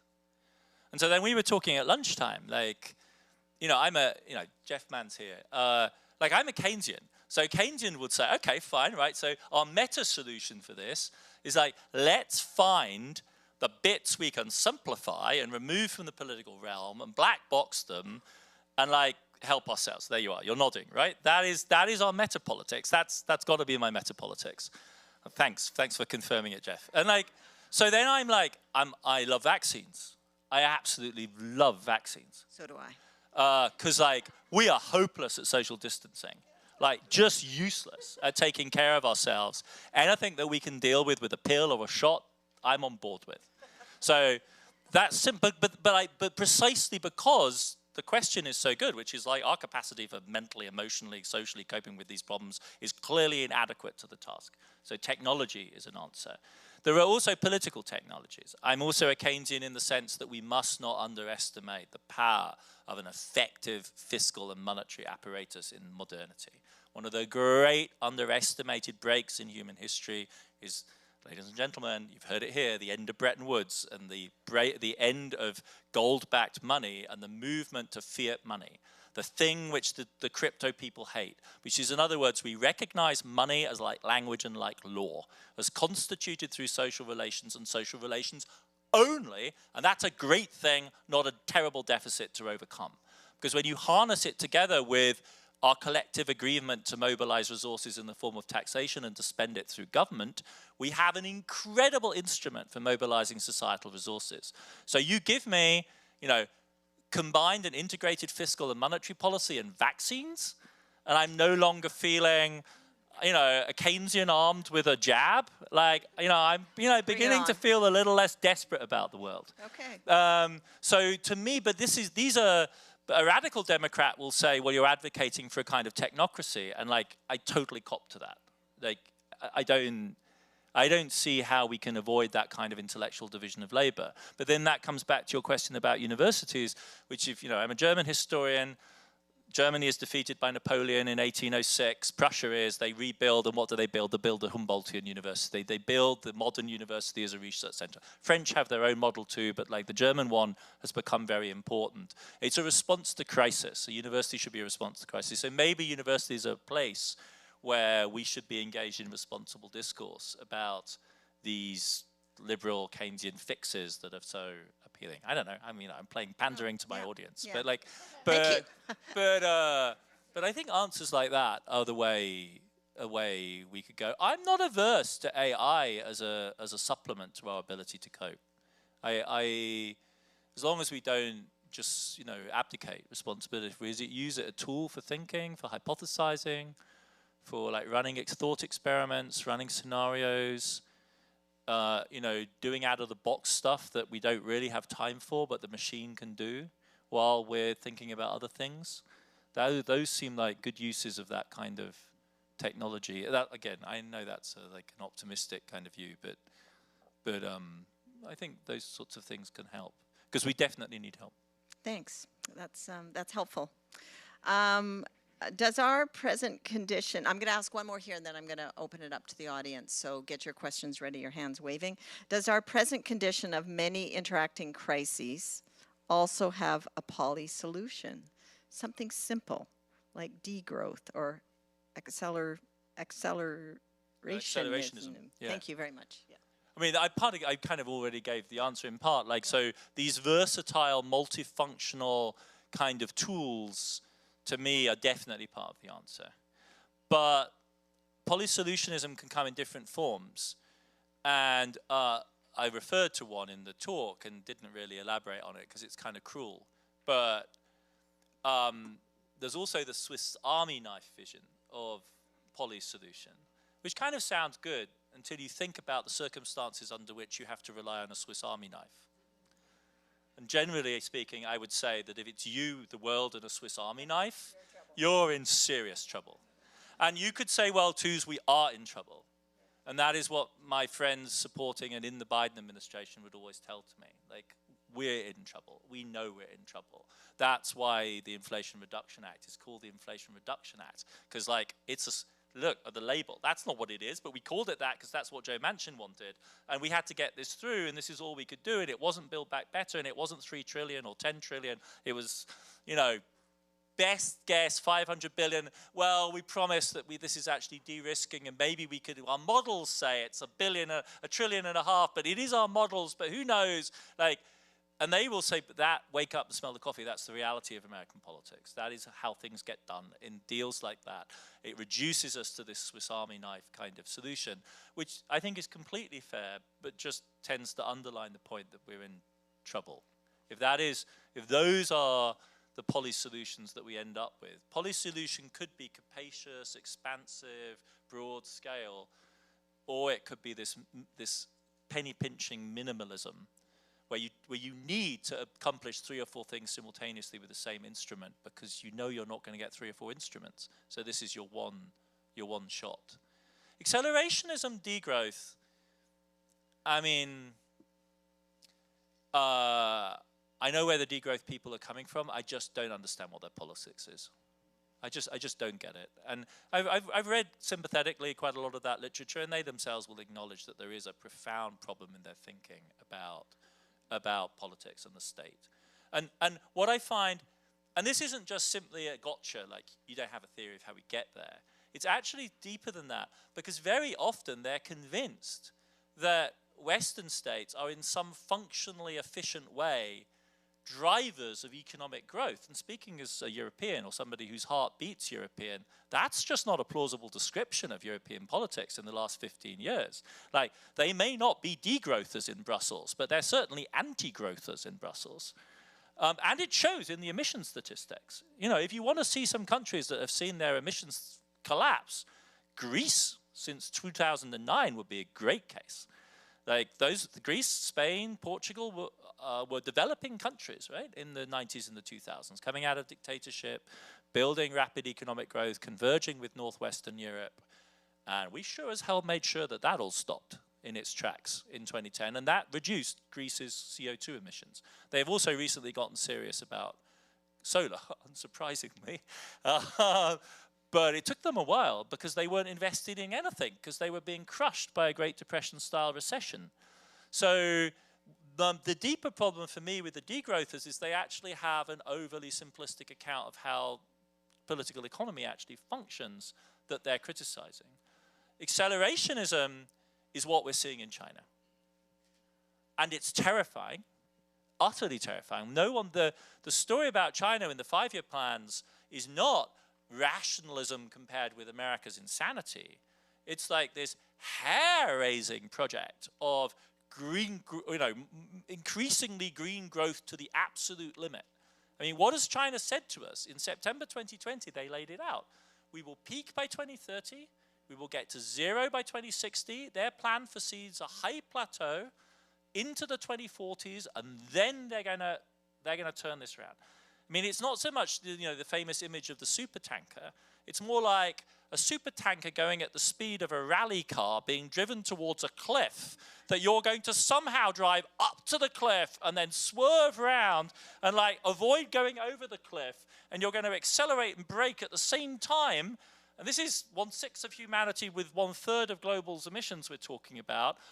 And every kind of European green precautionary principle person will go, this is crazy, and they'll say, well, what do you think the challenge of global sustainable development was going to look like? You think it's going to look like Baden-Württemberg? You think it's going to look like the German coal compromise, where you agree to shut your coal plants by 2030 and spend 40 billion euros on like 40,000 workers? No. If this is going to be true for everyone on the planet, and us first as the 1/6 that are getting there, it's going to look like this, to the edge, to the absolute edge of whatever we think might be viable, and then so it's accelerationist. You know, and on a scale, that's what those solar numbers are showing. Like, we used to think of infrastructure as something slow that you built over decades. The Chinese can kind of roll out. They can print infrastructure. Like, literally, that's what they're doing with the solar panels, is they're printing power farms. Like, this is, it's not this, you know, weird scurrying around trying to find, you know, dead dinosaurs. It's printing energy farms. And so we ain't seen nothing yet. Hang on to your hats. There are questions in the audience, and I see some hands, and I'm going to let my microphone carrier, please use the mic. Yes, please. Thanks very much, Dr. Tooze. Can you hear me? Yes. Great. My name is Fergus. I run an initiative focused on AI governance here at SFU. AI governance? That's right, yeah. But my question is actually about something totally different. You mentioned that you're obviously focusing on kind of America, China, and Europe. You mentioned having good reasons for telling the story that way. But I'm just curious how the story might look different if you were talking to an audience and say, I'm thinking of Nigeria, but it could be anywhere, you know, a sort of a growing nation in the global south. And how does the story look different for them? I think about this a lot. Because like one pushback, I gather somebody gave an influential Chinese economist in Cambridge, gave a keynote at Cambridge in the last couple of weeks, arguing that the whole polycrisis notion is like a Western vanity. And like, you know, looking at this from China's point of view, you know, so what? To which I think one response is a little bit like the infamous American Treasury Secretary who said, our dollar, your problem. So our polycrisis, your problem. But the other answer I got was when I had the privilege of going to South Africa, and their response was, oh, finally you've woken up. We've been doing polycrisis for decades. Why have you not been paying attention? And Nigeria would be like that in spades, right? Nigeria is the story. I mean, this is obviously a story in which China begins to take an absolutely central role, but that is not a prediction that China will be the dominant factor for most of the 21st century. The demography doesn't tell us that, right? The big central question of the middle 21st century is going to be sub-Saharan Africa because of the demographic shift. And either way, right? If Nigeria gets a growth model and becomes one of the drivers of, say, fintech evolution, as like they clearly have a talent for it and a huge interest in it, like that would be totally transformative. And if they don't, that's also totally transformative because it's going to be one of the largest populations in the planet, larger than the United States in the foreseeable future. And much of that is baked in because the young women who will bear those children are already born. Right? So it is absolutely the great drama, and it is historically completely transformative because Asia has always, relative terms, had dense population. It was not for nothing the center of global economy through the 18th century, but Africa has never had dense population. And around, you know, in Rwanda right now, they have population densities like Belgium. Think about that for a second. So this question is extraordinarily urgent. I have a concluding chapter in this book I've just finished where I look at the gamut of large developing economies that China has bilateral relationships with. So what are they? Brazil, Indonesia, Pakistan, Nigeria, are my test cases. And they all have very different development paths, but the Nigerian one is in some senses clearly the most radical. And the question there is whether they can build a power infrastructure at all. And if you are going to do that, who are your partners other than China? It's clearly going to be China. There is a World Bank African Development Bank project, which they call, I think, 300 million or something like that, which is a project to roll out small community grids for 300 million people. So 600 million people in sub-Saharan Africa without adequate power supply. A very large percentage of that is in Nigeria. Nigeria has, one of my favorite factoids, the highest level of GDP per unit of networked grid power in the world. No one makes better use, which in other words means most people in Nigeria don't have grid power and they run off diesel generators. And so the plan is to replace those with grid. And the striking thing about it is the World Bank, the African Development Bank talk about this, but they never mention the fact that all of the equipment is coming from China. But you can run a community of about 300 households on a soccer pitch of solar panels, an inverter, and a Chinese battery right now. And so the prospects for low-level electrification in Africa have never been better. So it opens up that possibility of a development path. When people talk about the end of globalization for much of Africa, it's not even begun, right? So this opens up that path in a way that we've never seen before. And I don't think we're ready. I mean, we weren't ready for China coming back, and we weren't ready for India being a power. We are so not ready for a black African future. Like, that is just, it's certainly, speaking as a European, that is not a seriously contemplated prospect, right? The idea of Africans as desperate, needy, that all fits in the grid. But like the idea of them, those states, those powerful emerging states as being actual powerhouses is just off the chart. And it's a real challenge, I think, for policy. So if you're working on that, I think that's like it should be a top priority. I mean, it's a long way away, obviously, from Vancouver, but I wish it was more central to everything Europeans were thinking about, because these are the things you can see, right? This is not rocket science. That is obvious that is going to be a huge challenge. We've got another question in the middle there. Yes, please. Sure. So thank you, Dr. Tooze. That was nauseating, but I think that was the point, so masterfully done. Yeah. I don't work with Fergus. I work in media communications, but my question is about AI, so thanks for the tee up. You mentioned something about like the potential for it as kind of an offloading tool for the cognitive overwhelm that we're all feeling. And I know that AI is a tool that is doing a lot of heavy lifting for a lot of different technologies, but I'll take all the optimism I can get at the moment. However, I can't quite see myself putting any optimism in people like Elon Musk and Sam Altman as being big solutionizers for this kind of thing, much as they would like to see themselves that way. So I'm curious, when you talk about AI and its potential to, you know, in how we frame this in the polycrisis, how you're looking at that. Is it the current state of kind of a centralized, few different companies competing for dominance?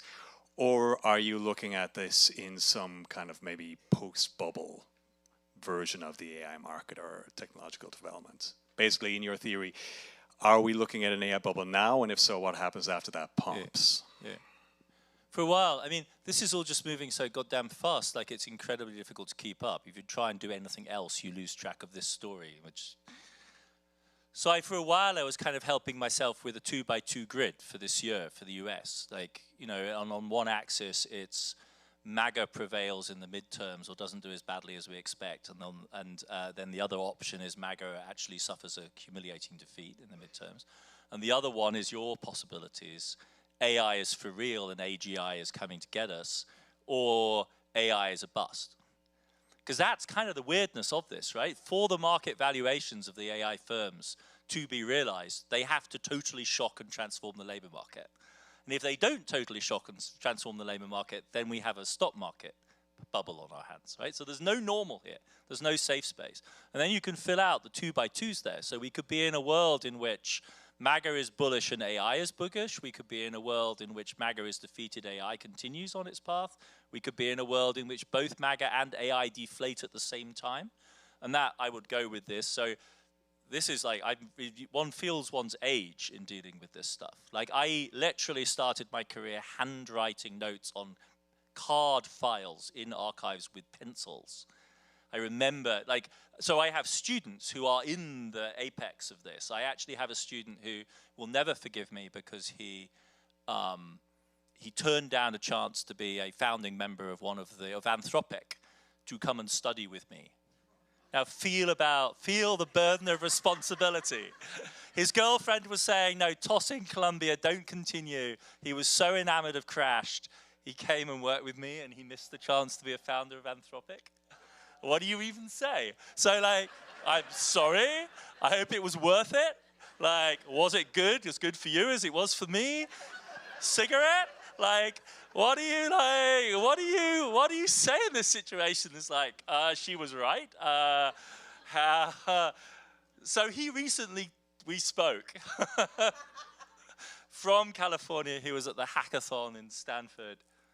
And to go to the scenario in which both MAGA and AI deflate, he was telling me about the development of like a radical politics of the Democratic Party out of that movement. And it consists of two elements.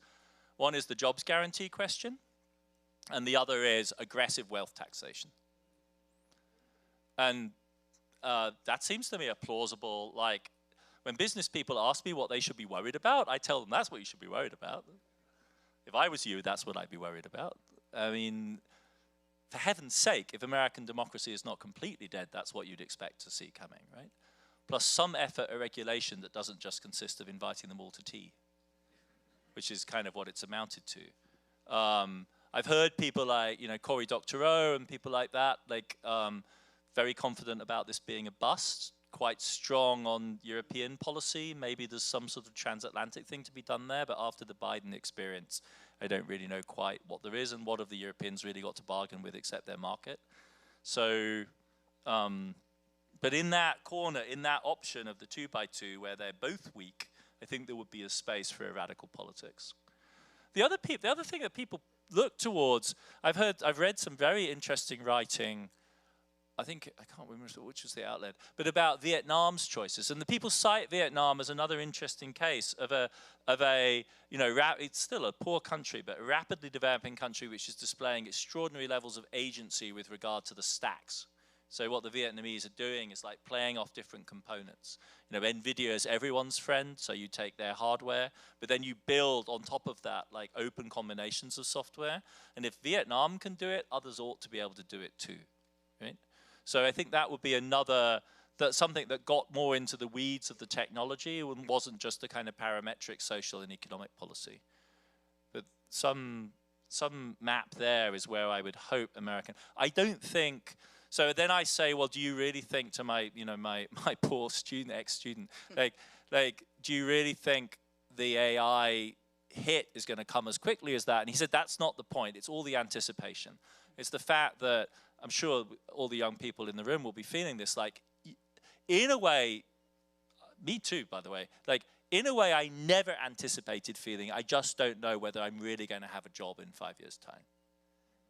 And that is really surprising, like genuinely deeply. And so whether or not the shock has already arrived, the very fact that that question is so palpably in the room means that a politics that doesn't speak to it is missing a huge opportunity. I'm going to turn to a question online, and it's about our Prime Minister Carney, is your friend. Is the Carney doctrine durable, given his failure to mention the environmental imperative at Davos? Oh, that Carney doctrine, right. I've been schooled today about the many Carneys. I've been learning rapidly about a multifaceted figure. I think that Davos speech. I'm going to come across as a defender of Mark Carney, whatever. Okay. I think the Davos speech. I don't think it's surprising he didn't mention climate in the Davos speech. Not a lot of people were talking about climate at Davos this year. That isn't because it doesn't matter. It was just like not top of stack. We were. Let's remember, in a situation. I sat in a room because it's like. I actually felt it was beneath my dignity to queue up and wait to see Trump in person. Because the queue was out the hall in Davos as far as the eye could see, and I just wasn't going to do that. I think we should draw the line. We should turn our back, we should not go, we should not humor him. But I sat in a room full of journalists from every single part of the world, and we watched, and none of us could stop in the end. We all ended up watching, despite ourselves. And we were waiting to hear whether the American president was going to announce the invasion of Greenland. We We were seriously worried about that. We know the Danes, you know, there's that piece in the Atlantic. We know the Danes were seriously planning to resist an American invasion, because what the hell else are you supposed to do, right? We are adults. Like, when people talk like that, you have to take it seriously. If they Americans just say, oh, well, it was just bluster, that doesn't work, right? Because sometimes this war in Iran is not bluster. Thousands of people are being killed. It's real. So to just say, well, we didn't end your civilization, we didn't mean that. Like, that's not an adequate. So he didn't talk about climate, because what he needed to do at that moment was simply say, this is not a transition, this is a rupture. And that's what needed to say. Now, I know that this question of the environment in the particular Canadian context has a real meaning, because that question I was asking at the end has even more. I just cooked it up. I didn't know really how hot it was in Canada, but it's really hot. Yeah. And clearly he's on the wrong side of that question by all accounts. At the moment he gave the speech in Davos, what we'd seen was the opening to China and the EV opening, and so that all seemed part of a piece. But in retrospect, of course, it sounds as though he was playing his cards close to his chest. I don't think at a personal level there's any question that Mark Carney, as perhaps the epitome of the technocrat of his generation, sincerely believes the climate question is real and serious, and furthermore, also at key moments in his career, central to his career. And this is a man who knows a thing or two about building a career, right? And he played that card. He played it at the Bank of England. He played it after the Bank of England.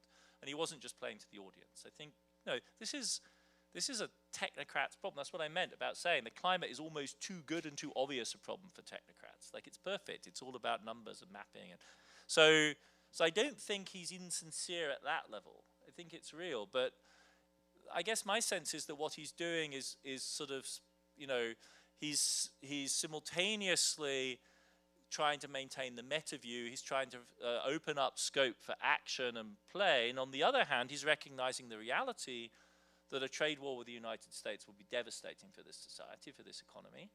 And there are obvious synergies between the energy sectors, and it's hard to resist the logic of those. Plus, they play very powerfully in domestic Canadian politics. And so how do you get away from that? And he probably wants to be re-elected. No, this is not a man that takes defeat. He's a pragmatist. Yeah, you could say that. Yeah. So I think that is the way I would try and rationalize it. I don't think it means stepping back from the bigger vision of like multi-speed, geometry, pragmatism, you know, wide, not deep, all of those mantras. But increasingly, however, I think it's worth saying that in China too, it isn't climate that's really the driver here. It is the environmental problem up close, in other words, ending massive and direct pollution, and it is the possibilities of the green energy revolution. Net zero is there, and crucially, the dual carbon, it's called, Shutdown, like dual carbon, is like a mantra, and it's a trump card in any game of cards in Chinese politics. You play that card, everyone, you know, it wins. But it is not the kind of, you know, net zero politics post-Paris that we're used to anymore, because what's going to drive it are these green energy potentials. We are really coming to the end of our time. Is there another question at the back? Why don't we take one more question in the room? I have failed in trying to get to all these questions. We have 40 on the list. We have a woman here. in the middle here. Yeah. In a pink jacket, I think. Okay, we're gonna, why don't we take two? We'll take this one, and then I'll take the pink jacket, and you can answer them both at once. Try that. Yeah. My question would be about the collateral damage in human lives and human loss and refugee increase.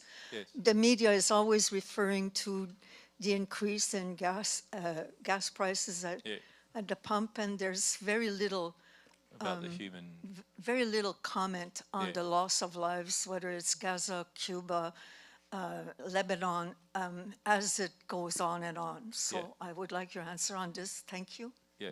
I'm going to turn to the pink jacket. I can't see the pink jacket. Here in the middle. Is it this pink It's jacket? baby salmon. So stand up, wave your hand. Here, there we go. she Yeah, is. pass it down the Sorry. line. Here we go. We do need the microphone so people online can hear. Thank you very much. Hi, thank you.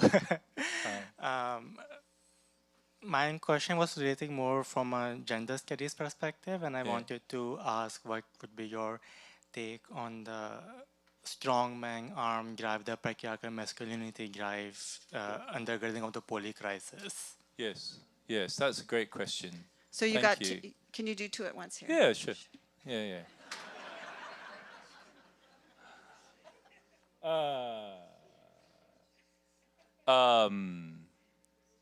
No, I really think that point about the loss of life is so crucial, and it takes us back also to the, excellent pushback about, so what about Nigeria?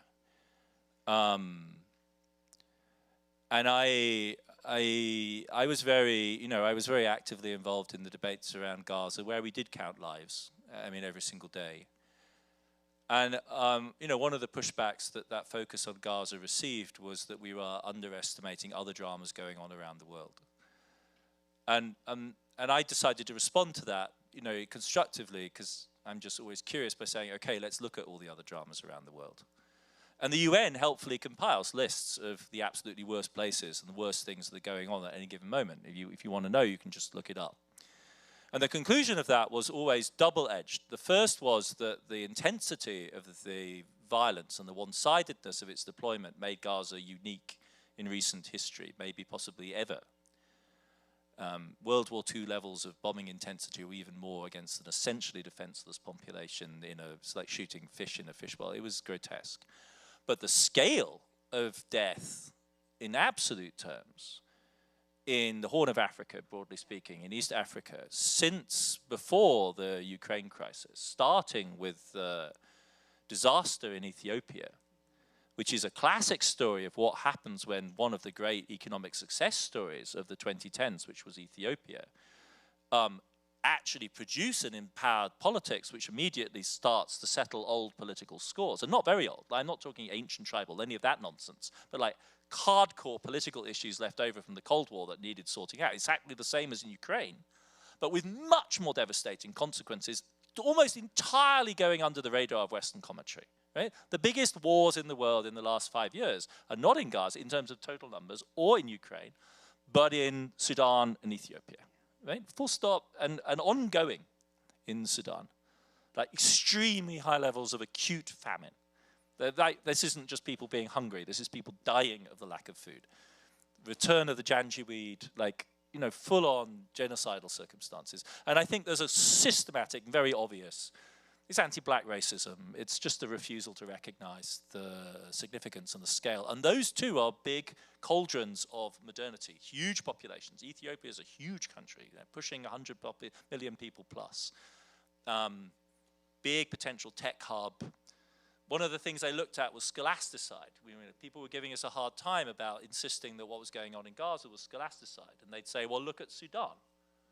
And you do look at Sudan, and Sudanese universities were being destroyed, but in a very different way from in Gaza, right? Because the RSF doesn't have the tools of war that the Israelis have, nor do they have a plan of deliberate cultural genocide in general. They were just destroying Sudanese universities. But one of the things I learned in the process of doing this is we can actually precisely document how much damage was being done in Sudan, because the formidable expatriate Sudanese intellectual class who are former professors, our colleagues at those universities, who are now in the diaspora, and were describing the destruction of one of the great medical training establishments in the world that had been built in Sudan over the last 20 years, where East African aspiring doctors and nurses were concentrated in Sudan. And I just had no idea that that was the case. And I was learning it by way of this comparison. So the damage is in human lives, in expectations, in careers, in prospects, and extraordinary numbers, you wouldn't believe it, but according to the data, unarguably extraordinary numbers of women immatriculated at Sudanese universities studying medicine. So the gender revolution happening at the same time, which brings us to your point. I think that there is no question that in the dynamic of radical change that we are undergoing, and in my lifetime, in the quiet little life I've lived as a Western academic, undoubtedly the most dramatic, the two dramatic changes in my immediate environment as an academic are, on the one hand, the rise of East Asia as a university center, but much more close to home is the rise of women's enrollment in university education. And this is transformative, unprecedented, completely unlike anything we've ever seen before in history anywhere in the world. And it is spreading around the world comprehensively, including in Sudan, where the centers of East African medical education, they had 50-50 almost enrollment in those universities. That's like nothing we've ever seen before. We're talking bodies, right? Now in the highs, under the eyes of women, in many cases from majority Islamic countries. Like that is a transformation of a type we have never seen before. And I think, you know, this is both a source of radical experimentation, but it's clear, and the conservatives have a point when they say, this is, I mean, they're not wrong when they articulate their Islam. I mean, their politics are terrible, but they recognize the scale of the transformation very graphically. And I don't think it's at all wrong. My partner's a Chinese journalist, very interested in feminist issues. And we talk a lot about the global gender crisis as a kind of way of describing the polycrisis up close in mainly heterosexual relationships is certainly the domain that this is most manifest in. And it's nowhere more manifest than in East Asia. And that, after all, is the backstory to the demographic shift. There is a breakdown in the sexual bargain between young Asian men and women and their families, which is manifesting in the collapse in birth rates on a scale, again, we've never seen anything like this. If you've seen the Chinese demographic numbers, it's extraordinary how rapidly they're moving.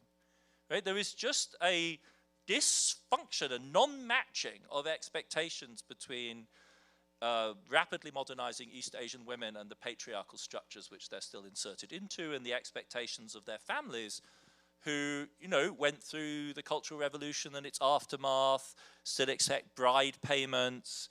You know, you can make the panoply, but there is a wrenching disarticulation between these two elements. And I think in many parts of the world, it powerfully contributes to the sense of omnicrisis, of confusion, of not being, and this is before we even get into the more experimental domains of fluid gender identities, fluid sexual identities that we take for granted in the West, and are increasingly prevalent also in rapidly modernizing East Asia. It's not for nothing, I think, that, you know, tracking the development of new legal norms and court practices in China is very, very well done by way of the LGBTQ question. I mean, I had the privilege through this network of my partners of sitting down with one of the top family lawyers and divorce lawyers in Shanghai. I'll just end with this story because it's just so extraordinary. And he is as cynical, a hard-driving Chinese lawyer as you could possibly imagine. Because what he spends most of his time doing and where he earns his money is in managing the complex affairs of Chinese oligarchs and their several mistresses and their children and their relationship to their core families, and disposing and managing. And this is obviously just a keyhole glimpse. This is not some crude generalization. This is literally just this guy's business practice. But what it finances is pro bono work where he deliberately tracks down the most complex and arcane cases of queer families, often married in California with surrogate children, who are now trying to get divorced in front of Chinese courts. And just imagine for a second a Chinese judge under Chinese civil law trying to arbitrate the consequences of a lesbian breakup of a once happily married Californian Asian American couple with a child born by way of surrogacy with a sperm donor. And like, they are having to process this and make it up. And the answer is, of course, they are finding solutions, and the solutions are found, and they're not equitable, and they're shot through with power and various types of assumptions. But the reality is just presenting itself again and again and again in multiplying complexity. And that's, you know, you ask these questions about hope. Like, I don't know whether that makes me, I wouldn't want to be in that situation. That would be a complicated, you know, I've done divorce. That would be a complicated divorce to go through. But I mean, it shows you at least this sort of churning mobilization of novelty and creativity and innovation and transformation. And ultimately, of course, some sort of story about the search for happiness, right? The search for a way of life that feels adequate to who we think we are.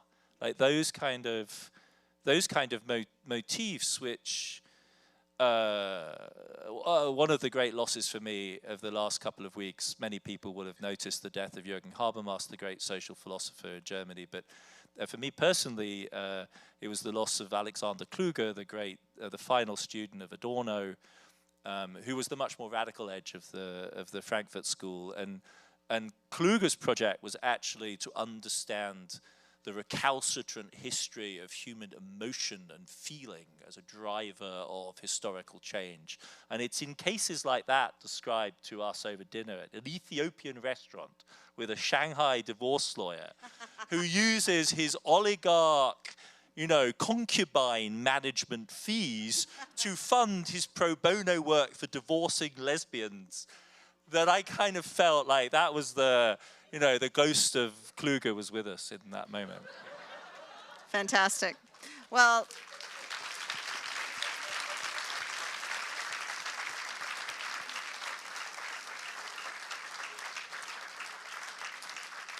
on my way here this evening, I said, there's no way we're going to do 2 hours of time together, but it's gone in a flash and overtime as well.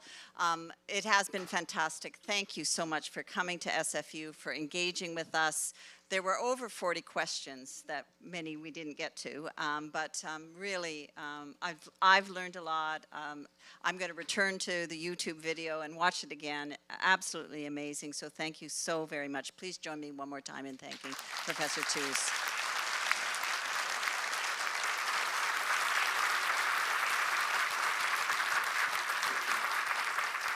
I'm going to now turn it over to our wonderful Dean of Graduate Studies, Mary O'Brien, to give us instructions in terms of next steps. Absolutely. Thanks again, Adam and Joy. It was a really wonderful question and answer session, and thanks to all of you for the really good questions. I would like to thank everyone who joined us tonight, as well as the many faculty, staff, and volunteers who made this event possible. Thank you to the SFU President's Office, SFU Public Square, and SFU Live for hosting this event. We're grateful for the funding for tonight's event, which was provided by the John M. Munro Endowment Fund. Finally, I'd like to thank the members of the Munro Lecture Selection Committee sitting here in the front, Dr. Kiffer Card, Dr. Amy Lee, and Dr. Gordon McTaggart-Cowan.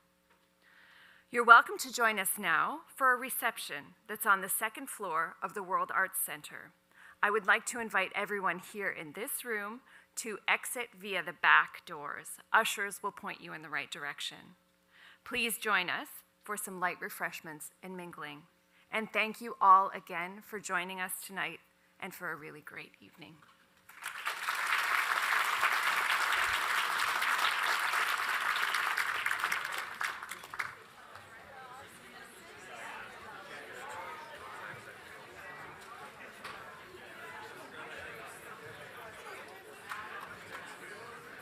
Go for it.